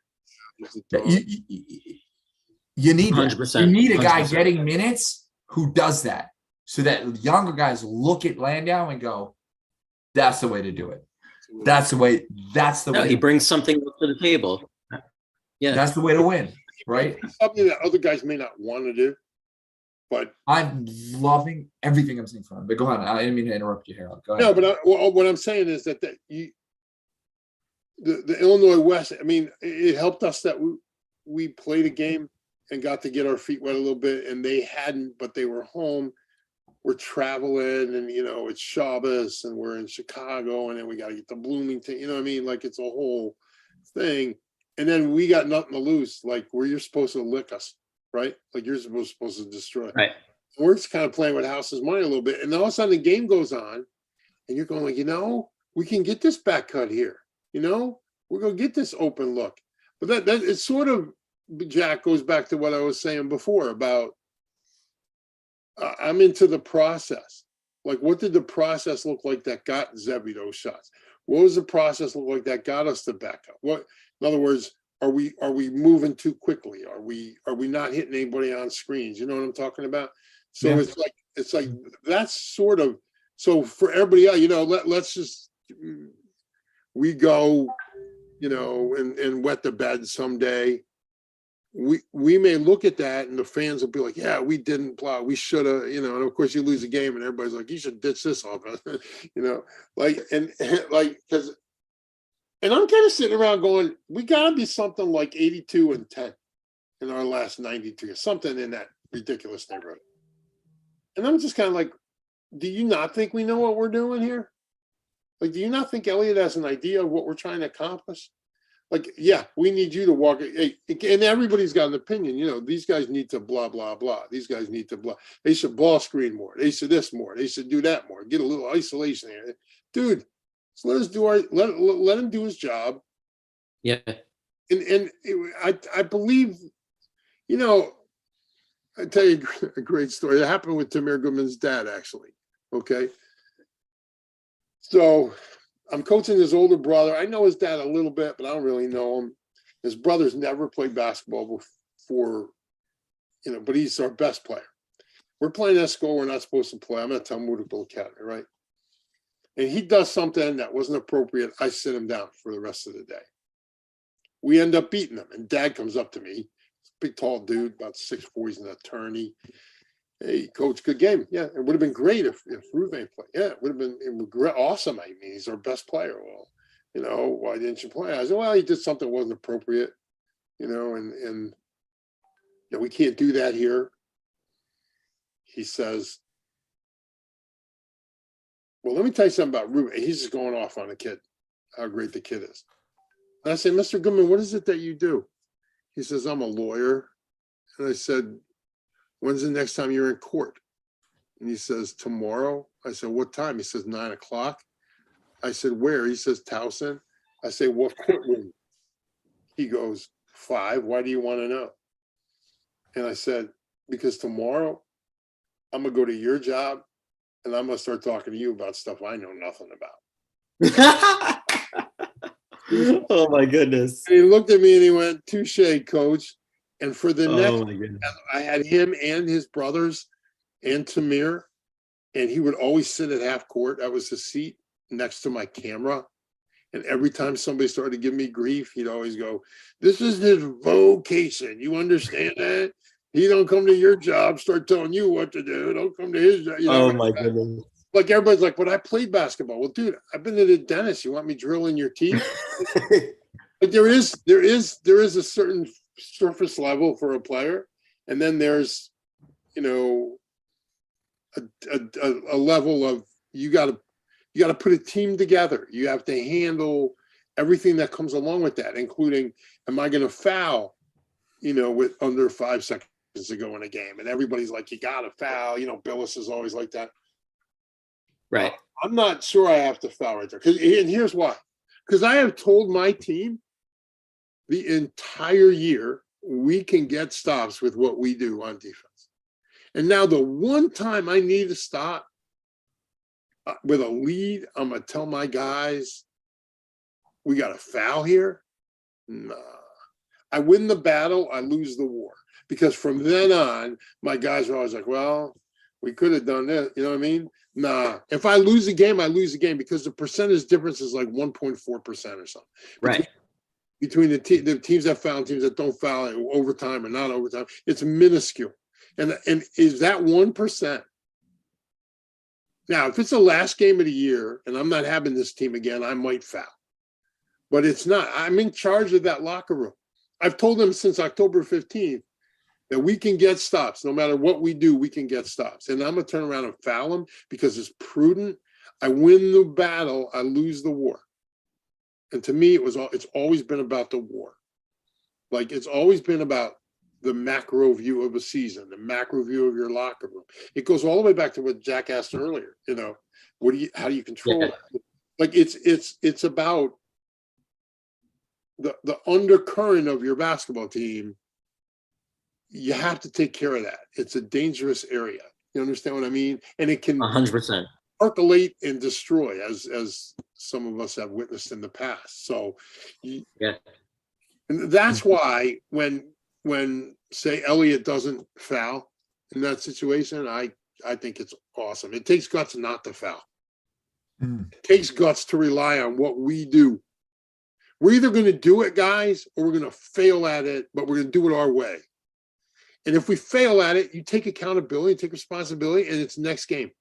What I think happened was we played Formandale at 17 in a row, and we end up giving up a bucket because we don't foul. And then somebody calls a timeout, which was nuts, but they do it in the NBA, so the kid thought, And then we end up turning the ball over and lose the game, and that spiraled our seat. Like then we can't beat Purchase because we can't even get our feet out from under us. Get our feet back from where we just lost focus. We got lost in we still could add home court advantage if we I remember that game. And then the ball hits the side and everybody's going nuts. Everybody's like, well, we would have won if it didn't hit the side. Dude, we gave up 95 points. Yeah, I remember that. They shoot up 95 points. Okay. That was a big controversy. Yeah. That's a good point. We didn't play any game. It's 95 points. So you say whatever we want about that. Yeah, you're right. It hit the side and it's a wrong call. It never should have been there. We couldn't stop a cold that night. So you know what I mean? Like what it's about stops, period, end of discussion. And if we are going to succeed in this season that we're in right now, we had better get stops. We're going to be able to put the ball in a basket, but we better get stops. Well, that's why I like a guy like Landau and Markovich and Zucker and Zekheim. Trust me. I'm looking forward to, I'm looking forward to see. I only played pickup with him, so I haven't seen him in that situation. So I'm looking forward to seeing him in that situation. He is not a guy I want to bring the ball up the floor against. He's excellent downhill. I can say that much. He is. All right, Oren, should we throw him? Yeah, Jack. I think you have to recuse yourself from this one. Well, no, I obviously know the right. Okay. I can't win. I'm sure it's a question I've never heard before. Coach, you're gonna love this because it doesn't involve you criticizing any player. Okay. No criticism. But okay. But I know the right. I got you. Just hear me. Just hear me out. Hear me out. I got you, Oren. I just know where it's going. Go ahead. It has to go here. We got you on the first pod. Hear me out. Hear me out. It has to go here. Three players. King of court. Tamir Goodman, Ryan Turell, Zevi Samit. Name Tamir's biggest strength among those three players, Ryan's biggest strength among those three players, and Zevi's biggest strength among those who wins? Not that part. Not that part. I promise. Who wins? You have to be clear, Jack. Are we talking about the 23-year-old Ryan or the 17-year-old Ryan? It's a really good question. Goodman, everybody references is the one in 11th grade in high school. Let's be clear. Nobody references the 12th grade Tamir. It's 11th grade when he blew up and got a scholarship offer. So we're going to try now. We're going to imagine yourself at 17, Jack, or imagine Ryan at 17. And I saw Ryan at 17. Right. Yeah. When it comes to the three guys at 17 years old, there's a clear winner. It's Tamir. Tamir's about 17-year-old. Those two probably. Of course. Now. But Tamir played professionally at 23. You could say 23-year-old Tamir versus 23-year-old Ryan. You could have. That's 100%. You can have that conversation. Yeah. You can have that conversation. That means not 23 yet. So he would be obviously. I think by the time he was, the only thing I'd say is by the time he was 23, he already had 2 knee surgeries because he got hurt at 21 playing professionally, right? So, at that point, he lost explosion, and I'm not going to make excuses with Tamir. He's a great player. So the answer to your question is I plead the fifth. No, actually, I'll be fair. The one thing Tamir had over both of them, he's the best passer I've ever watched play basketball. And he's as good a passer as Steph Marbury and Jason Kidd and Isaiah. He's like at that level of passer. I'm not calling him those guys. I'm saying his ability. We get what you're saying. His ability to pass the basketball. I don't want to say what we say about it, but he's the oh crap guy. You know what I'm trying to say. He's like oh snap. Yeah. Oh snap. That's what he did. Like he brought you out your seat. That's what's up. Okay. The best shooter of the group. Oh well.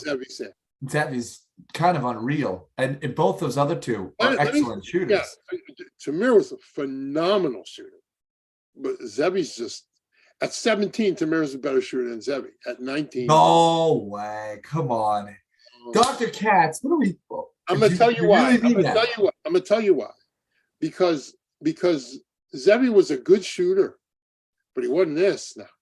This is what Zevy is now. What about Tamir at 19 versus Zevy at 19? Zevy's a better shooter at 19. Yeah. Okay, that's what I'm saying. Zevy didn't have a senior season of high school. No, that's fair. That's fair. And what Tamir would be really upset if I talked about this, but let's finish the question first, and then if you want, you can ask me what I'm talking about. But I think Tamir's the best passer of the group, Zevy's the best shooter of the group, and Ryan's the best footwork of the group.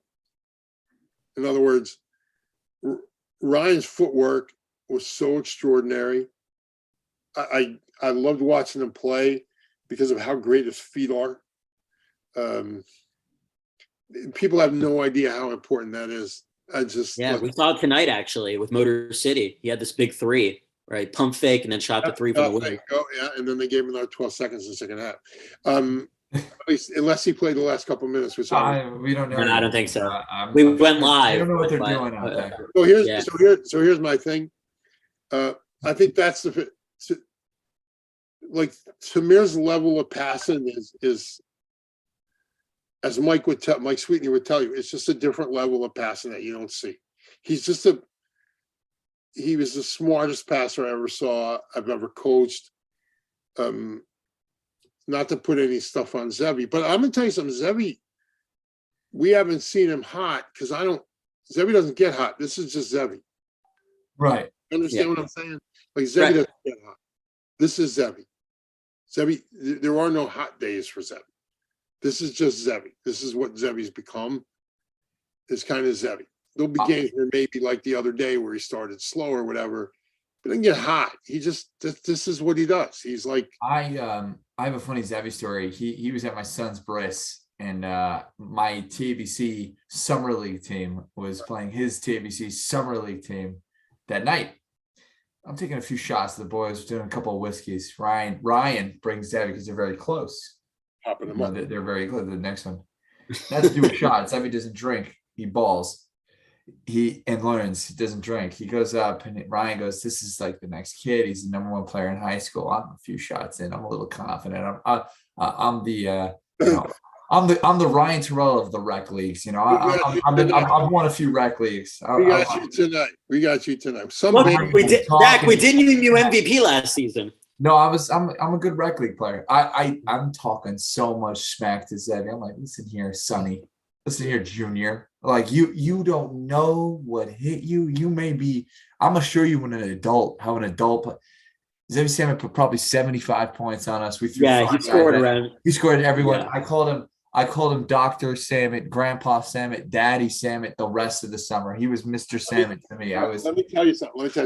The great part about Zevy is when he does it, or at least when he used to before he went to Yeshiva, he lets you know he just did it to you too. Bro, he still has it. He still has it there. He'll remind me. He'll say like, I remember that bris where you said, and I put 75 on it. Jack and I are in a WhatsApp group with some players in our summer league, and there was this whole debate this morning on if Zevy will go the distance with YU ball because of his level of frumkeit. What's your thought on that? First of all, I never. Oren, oi. First of all, it's a bad Einhorn. But second of all, I never discourage guys from learning Torah. So that's the first thing. Right. So, second, I just think he loves the game too much. I'll say this: I don't have any. I probably shouldn't say it because it's not fair to the kid. He can play, and he can play for the next decade and a half if he wants. Wow. By the way, if he does that, he'll have so much time to learn. Like, you go to shoot So around. he's learning. First of all, he's in incredible programs. YU has incredible learning programs, incredible smicha programs. Reitz is incredible. Right. Tyler Hood is in smicha. And I'm not even saying Tyler Hood. He could be beyond anything he wants to do. But yes, Tyler Hood's a great example. But also, secondly, there's no bigger thing in Yiddishkeit than being a Kiddush Hashem. Just look at the Kiddush Hashem that Ryan was as a modern, very modern Orthodox Jew. And is still doing. He's very much, but Zevi's legitimately rabbinical. You know what I'm saying? The amount of Kiddush Hashem that he could do and the kids that he could reach. Well, I think with this kind of thing, it's beyond anything he'd be able to. You could always go back to Israel. You could always become the Rebbe. But the reach that he has right now, it's an amazing opportunity, an amazing platform. The reach he has now is byproduct of everything we've talked about in 2017. It's all byproduct. Yeah, it all stems back. It all stems back to that. Okay, and Ryan Turell and Gabe Leifer. It stems back to all this. No, I agree. It's about laying a foundation. Right. So now the question is there a monster in the basement? And I believe he has a monster in the basement. And so you play until the monster in the basement. Judah didn't have that anymore. He just told me, I just want to go learn with this guy. But as much as much as I love Judah, he wasn't this. But could you imagine Judah with that group? Because Judah was a perfect. No, he'd be great. I love Judah. Judah Cohen's one of my perfect motion guy, and him playing with Donnie Sim, Gay. Oh my God! He was a big loss. Remember, he'd have still been there that year we went the first time without Ryan. The first year, he'd have been a junior on that team. Then we go to. Or how about Yisrael Feld, the amazing freshman year he had, and then. But I don't think. But Feld played for a bunch of more years, though. I don't know what the comparison. I'm not going to say anything bad about Yisrael, but I will say this: Yisrael was ball dominant. So you had if you're a ball dominant guy, you won't succeed in this offense. If you're ball dominant, which means you got to dribble it. That's how you get your bones. That's what I mean. There's some guys, and Oren, I know you could think of ridiculously talented high school ball dominant players who should have come to YU and didn't because they weren't going to fit in our locker room, and our leaders at that point, good as he is, he's going to kill us. He's going to kill us. We have a hard enough time dealing with this guy. We cannot add another this guy, right? So you know what I'm talking about. I want to circle it back. Yeah, go ahead. Each of their primes that we've seen so far, because we don't know what their primes are. So Tamir in his prime, whatever year that was. Ryan in his prime is probably whatever year that was. Probably right now. Probably 23. Zevi right now. King of the court. Who we taking? Oh my God, you put him on the spot, Jack. You promised. Listen, here's the thing. Okay, now I'll give up a little bit. We've been dealing with Zevi Samet since he's 13 years old. Nobody kind of knows that. Because Tamir reached out to me and said this. I probably shouldn't put it out there. I already did, I guess. For another time then. Tamir reached out and said, I got this rabbi who sent me an email about his son. What should I do? And the first thing I did was say, hey, let's make sure he puts it in his left hand, and you'll see the reps that he's going to have to make, and we'll see how good, how much work he does, and then you see if he, and then little by little they talk on the phone or whatever. I'm, and when I see Zevi at the boot camp, the first time I ever talked to him, I say, you remember those emails? And say, yeah, well, you and I have actually met before. You just don't know it yet. So it's not fair, Jack, simply because of metrics. Ryan's going to take everybody down in the post. I mean, is that, you know what I mean? It's just not, it's kind of not. Here's the thing. Zevi's bag. He's got a bag. We haven't seen it. He's got a bag of tricks. So many weepons at his disposal. He's got Santa's sack of toys. He's got. Let me tell you what makes him why he's only going to get better. he doesn't have this. His stamina is not great yet. Mm-mm. Then he's gonna have to play through it. And the more he screens and the more he learns what we're doing, it's gonna be like Simcha. The better he's gonna get. Go circle back to that Calvert Cheney story a minute. I'm driving home from a game. Poppers probably knows what game it is. Simcha has 2 points in the first half and 32 in the second, I think, or 30 in the second. I think it was Merchant Marine. I'm not sure, sophomore year. He ends up at 34, so it was something like that. I'm driving home, and Elliot calls me up on the way back, and he goes, it's like 1 in the morning, and I'm in Delaware or something. He goes, I have my Calvert Cheney. And I said, what are you talking about? He said, Sim at 30 in the second half. I said, yeah, I was there. And he goes, you know how long he had it in his hands? Take a guess, fellas. Played 19 Barely. No, Sim didn't need the ball to be super efficient. 19 Sim's my guy. I ride or die for Sim. He was the best player of my era. I mean, I obviously I couldn't continue. 20 minutes. He's I ride or die for Sim. I'm a big Sim guy. How long did he have in his hands? 3 minutes. 47 seconds. Klay Thompson.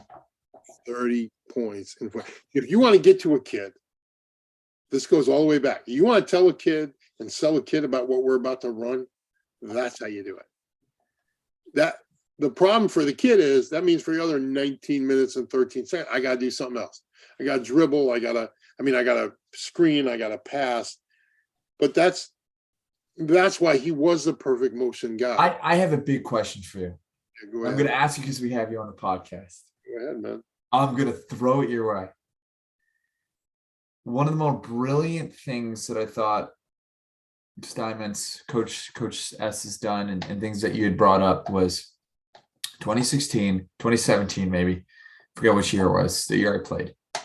Our point guards are Jordan Hode and Isaac Merwitz and Judico, all under 5'10". Year before Donnie gets there, right? Before Donnie gets there, but they had their leaders. They did a good, we won. Yeah, that was my last year running Max. That was smoked that old West. Simons had just taken over. He had just taken over, and we were running a lot of pick and roll. And one of the things that were brought up, and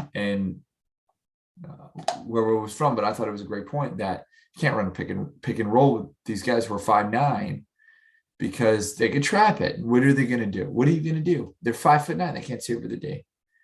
When you get a guy, when you get Ryan Turell, who's 6'7", how do you stay so disciplined not to go like, well, we could. Let me finish. We could do what Old Westbury did to us because now we have the athletes to beat them at that game, right? You said earlier, we'll never have the athletes.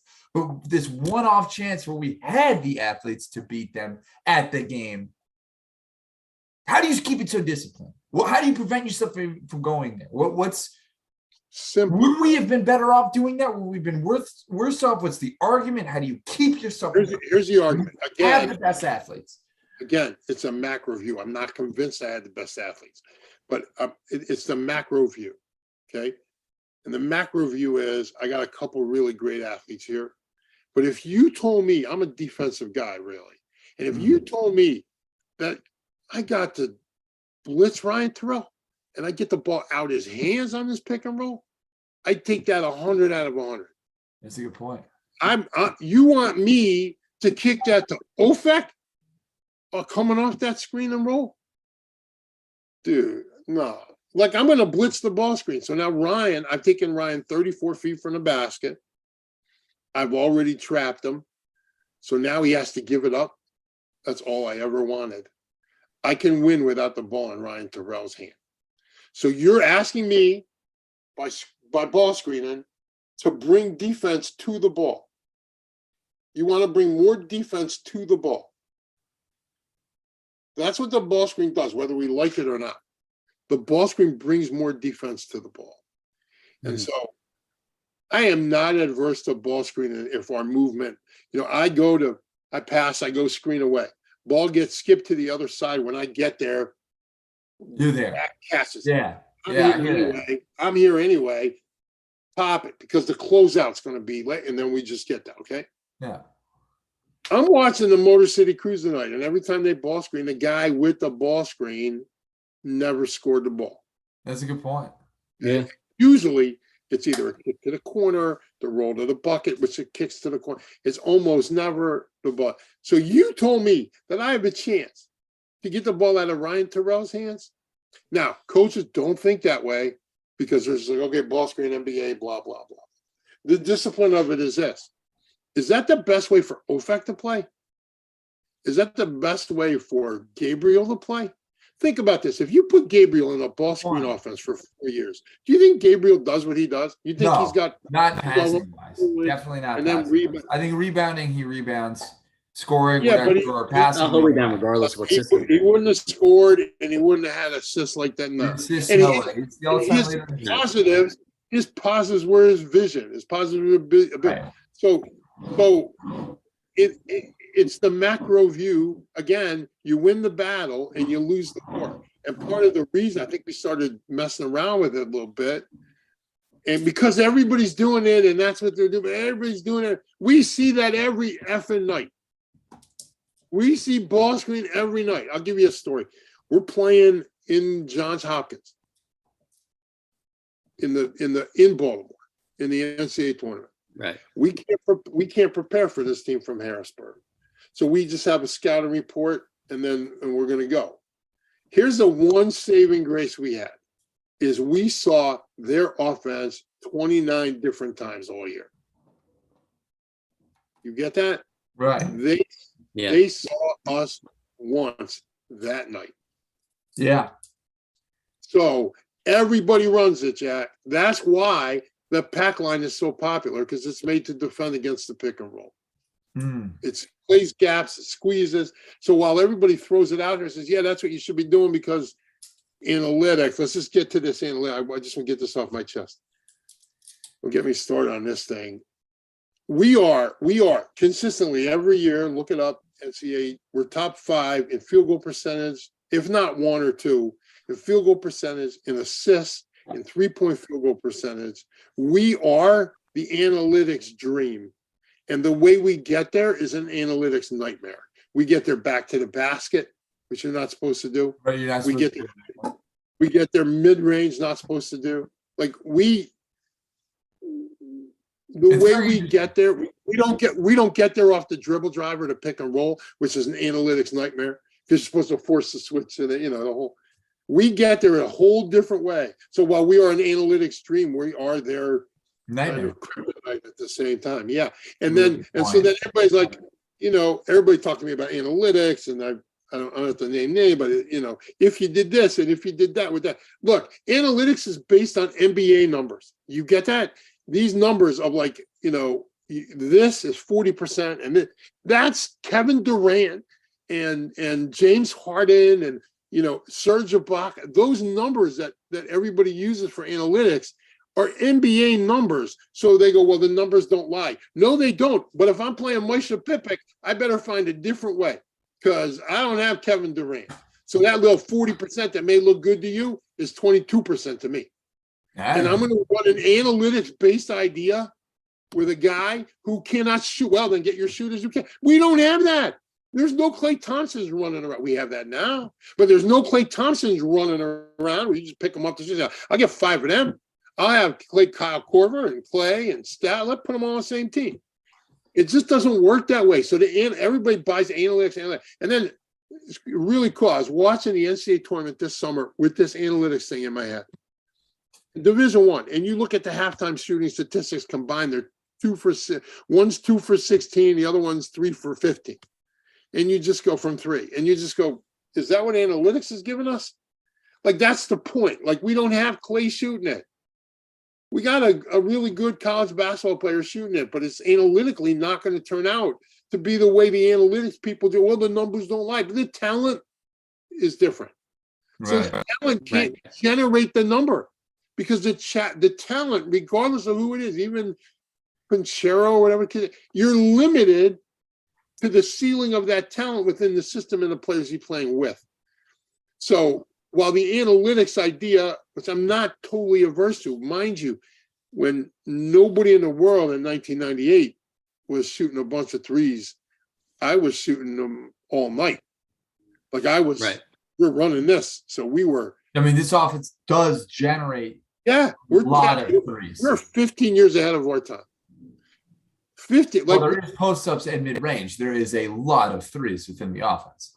Right. No, for sure. I mean, that's what we're doing. Yeah. I get it. But what I'm saying, but it does come from inside out. The idea is to come from inside out. Okay. So that we can get away because of Zevi or Simcha or Ryan. We can get away some nights with like not going inside out. But inside out is the way to beat it because it forces the closeout. That's what our screens are designed to do. That's what the bar versus are designed to do. Right. So analytically, while it's a great idea based on NBA numbers, I'm not playing with NBA players. It's an NBA discussion, analytics, and they bring it down to this level of high school basketball or college basketball and just say, well, we should be able to. We can't do that because one guy on Duke is going to the pros. One guy on Carolina is going to the pro, right? One guy in Yeshiva is going to the pro. Exactly. That's exactly. Nicely put, Jack. That's a good point. Exactly the point. And so I know Shua would argue with me for it because he has for today tomorrow. But the point is that the numbers don't lie. He's correct. It's the talent that makes all the difference in the world. And the talent defines the numbers. The numbers don't define the talent. I'm excited for this season, guys. This is a lot of fun. Oren, do we have anything we want to wrap? You have any final? We've been 2 hours on. I don't want to bore. Yeah, no, we're definitely going to wrap up. I do want to give Coach an easy question though, because we kind of put him in some awkward positions with some of our questions. But, I've handled them, dude. I've handled them. Listen, I love all three of those guys. I've dealt with all three of those guys. I'm not as close as I am with Samir and Ryan. I mean, I spent a whole. And you will be though. I feel like will be over year time. One of Samit. You weren't as close with Ryan year one as you were Ryan year 4. Right. No, we currently we talked last Friday. You and Ryan are very tight. Yes. Ryan talks very highly of you. Ryan, I love Ryan, even though he's a blind man. He'll know exactly what I mean by that. I'll ask him. I don't know that means. Coach, brother. I don't know him as we talk like brothers. I love him, and I talk to him. You this thing with Ryan. I'm like, me and Ryan talk about stupid sitcoms and like Batman and like dumb brother stuff. Like, leave everything else out. You know? No, Zeb and I spoke Friday. One of the things we talked about was the things that he could get away with, in Ghana Pamon that he can't get away with. Like when he tried at St. Joe to kind of go through the middle, right down the middle is not a. So, Oren, you were saying. Well, Coach, quickly, Motzei Shabbos, what are your plans? MSAC or Max Live? Max Live. Because sadly, it's Max Live without Oren Glickman. But they do a good job. But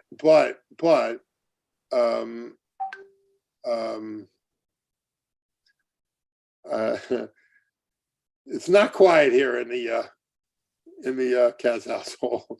No, I believe that. Between me and my wife, And I definitely have to ask you one, Coach. I definitely have to ask you one question about your team.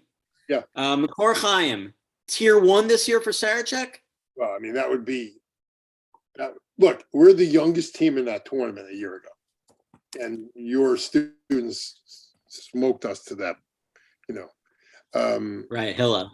Yeah, I'm not going. I don't know how this stuff works. I just know that we'll have plenty of opportunity. We're older, we're bigger, we're stronger. It doesn't necessarily mean we're better. I do believe we will have earned whatever I can't really say that because I know how this political thing works, but I believe we'll be of the better teams in the country at the end of the year. I mean, there's 30 kids in the school, 32 kids in the school. So yeah, it's not like we're turning around and we have 150 to choose from, right? We have, maybe. I think it's so funny that I think it speaks more. I think that speaks to how impressive this young group of guys are then. Well, I mean, they put in a lot of work, and I believe we had a discussion today. One of my players said, "You guys beat Eula last year, right?" We did. How tasty is that? I mean, Even though it was Eula in an off year, a school of their tour. size losing to a school of McCourt. As a Valley Tour guy, anytime you beat you, it's very tasty. Well, I was happy for our guys because we'd never done anything like that before. And we were just really, even in the game, the last 2 minutes of the game, I'd never watched it until a couple of weeks ago. And in the last two, we're throwing that thing all over the gym. But we got stops, and that we kind of, and what we didn't do at 1 a.m. on Saturday night, I repeat, what we didn't do at 1 a.m. on Saturday night when we were playing was get stops or take care of the basketball. And I think everything, I ended up being sick the last 2 days, so I was a little out of it. In particular, Hilla comes with a triangle into it, and I'm just kind of like, you know what? I don't got the strength for this nonsense. I want to go home. I've got 103 fever. I'm ready to go.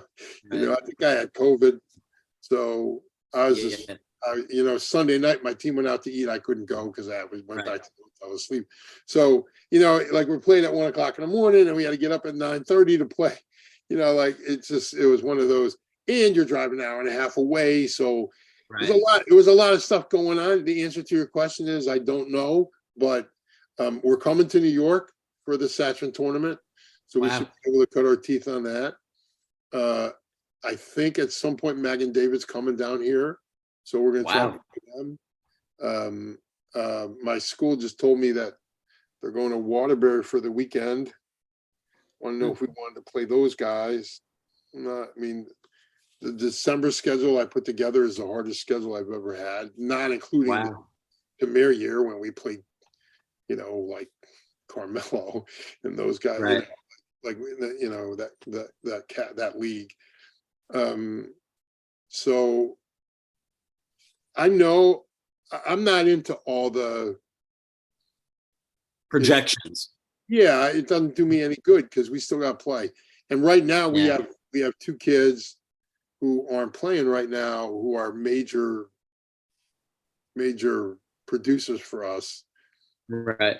One of them, Donnie Carter, has a broken. Sure. Heard that name circled around a lot. A broken wrist. Well, I know Hillel triangled him, so he has a broken wrist, which I think a hairline fracture in his wrist, which I think is going to be. He should be ready, God willing, December 1st. They bumped him back another month, and then we have another kid who has a bad ankle, probably our most athletic kid. So when we get all that together, I'd like to think we're guarding people. We didn't in the first half of our opening night, but we did in the second half. I was happy about that. But, listen, we execute our stuff. The problem is we come to New York and we saw one possession of man-to-man in 4 games. One possession. True. Played by Eula. Played by Eula. And we got an and one on it. And that was the only possession we saw man. And we saw man, and our guys were like, yeah, let's go. Because over here, everybody plays man. Yeah, LA same thing. So what I did, I just scheduled some zone guys now. And I'm like, we're gonna do zone work during the season because if we're going to New York, we'll go to Saturn and we'll see zone. We'll go to Eula and we'll see. We've got to be able to handle that. Yeah. We can shoot the ball. We can shoot the ball a little bit. That's Donnie Carter can shoot it, and John Rosen can shoot it, and Isaac Wrightberg can shoot it. We got guys who can shoot it. So then the question is just, can we guard it? Take care of it. They're in incredible hands, and I hope they realize how blessed they are to be. They don't, and they suck because of it. They were telling, I'll tell you a great story. One of my players. I probably shouldn't say it. One of my players, he comes home from Miami to play in a game last year. By the way, he got really good now, and I'm really happy he's playing for us. And so I was a little, I'm hard on him. Halftime, Mom's giving me the business. He got off the plane to play for you, I'm like, listen, if you want me to talk, I will talk to you after the game all night. But right now, I'm working. So I don't come to your job and start telling you what to do. Don't come to mine and start. I'll be glad to talk to you. You want to light me up? I got no problem with that. Okay. I look around and turn to her ex-husband, and he looks at me and goes, hey, I dealt with her for 17 years. Oh my goodness. You could deal with her for 5 minutes. He's like, you could deal with her for 5 minutes. I love her. We have a great relationship. I love him. We have a good relationship. Look, I'm not for everybody, because I am going to call you out. Like, what do you think? You're going to go to work, Jack? What happens at work when you mess up? Oh, you hear it. They just go, hey, Jack, you think next time it's not like that. It's like, dude, I'm paying you money. Mm-mm. That's what's up. It's about accountability. Sure. And look, this is really cool. I don't know if you've heard this. I'm not going to pimp somebody else's podcast, but for this moment, there's a tablet podcast with Tamir from a couple weeks ago, maybe. The Tablet Magazine did a story about Tamir, okay? And one of the things I used to tell my guys is, we went to the YU tournament, and I was asked a question, and we had this press conference with all these, there was like a mess of cameras. Well, Barry Bound from the New York Post says to me, Coach, is this your best year? And I say, well, I don't know. And he goes, do they not keep records at your school? I said, no. I mean, I know what a record is, but like, if in 20 years from now, our guys have no relationship with their kids, they're not leaders of their community, they don't have a great relationship with their spouse, what do? We won some basketball games? Really? Right. That's it? Yeah. But in 20 years, if they're leaders of men, if they're great relationship with their children, if they have a great relationship with their family, we had a hell of a year, regardless of what our record is. So Tamir actually remembers that and tells that to the lady, and she kind of underscores that the whole time, all the way through the pie. I was very moved by the fact that that's a message I think every coach needs to hear. Yeah. You know what I mean? And I think coaches, even in the Yeshiva League, they just winning the banner and winning the championship. It's not just the Yeshiva League. I'm saying even in the Yeshiva League, where we are, we have a different underlying value. But that is the correct answer. Like, as far as I'm concerned, that's always been the correct answer. So I speak at the YU tournament last year, and I said, who do you want to be? Like, what kind of person do you want to be? You just want to be a basketball player? Really? That's it? Really? Like, I'm a basketball coach. I've been doing this for 4 decades. And it's from my mouth where I say, really? That's all you want to be? You just want to be a good basketball player? Do you not want to be a good person? Do you not want to be a good, a person who people look at and go, that's a Jew right there. That's immense. That guy, I want that guy to come home and marry my daughter. You know what I mean? That kind of thing. So that's always been my take on it. And even with everything we're doing at YU, Elliot's approach is one I am totally behind, and that whether the Jewish community likes it or not, it's in some facet or another a face of the Jewish community, and what's that face supposed to look like, right? Amen. Yeah. Amen. Look, you say you're not for everyone, but I could not think of a better guest to have for this inaugural podcast. Yes, we're the guests, the Harold Katz podcast, baby. Yeah, it was my podcast. It's your podcast. Jack, what the hell kind of producer are you, bud? I'm clearly a rookie producer. That's clearly what this is. My thing is, I thank you for inviting me. I'm not sure I'm worth. Well, this is your pod. Thank you for having us. Oh, you're welcome. I'm not sure anybody would want to listen. Yeah. I'm more than happy to delve into this subject. I wish even that we could go even deeper into, as I explained to you, the back screen thing before with the switch and the slip and all that. I would. Right. There's so much more. Well, we can. Yeah. We hopefully we can keep this up. Season's young. It's been a lot of fun. I've had a blast. I'm here next week. High intellectual basketball discussion. I'll be here at 9:00 next Thursday. Let's go. Sounds great. I'll wait to hear from you if you want. I got me a bottle of Patron. Let's do this. Okay. Well, I got. We want to thank our viewers who are going to tune in at a later time. Thank Thank you so much to Coach Katz for taking time out of his busy schedule to talk with us. YU next game Saturday night, 8:30 against the Farmingdale State Rams. They'll hope to go above 500 in their overall record and go to 2-0 in Skyline play. Jack, you want to take it home? You guys been watching the Harold Katz podcast featuring Oren, Glickman, and Jack Turell. We hope to see you guys next time we're on, maybe be it next week or moving forward. And brought to you by the YU Hanukkah Dinner, 98th annual. Hope to see you guys there. It's gonna be a lot of fun. Coach Katz, man, it's such an honor to be a producer and to have Oren on board. Oren, that's my dream come true right now. Oren, Oren's great. Oh man, Oren's the real deal. To have him on board really made this. Guys, we're still recording though. That's the problem. Oh snap! You're supposed to compliment me after. Yeah. I'm out. I think we're good. I will tell gentlemen. All right. Good to see you, Coach. Have a good night.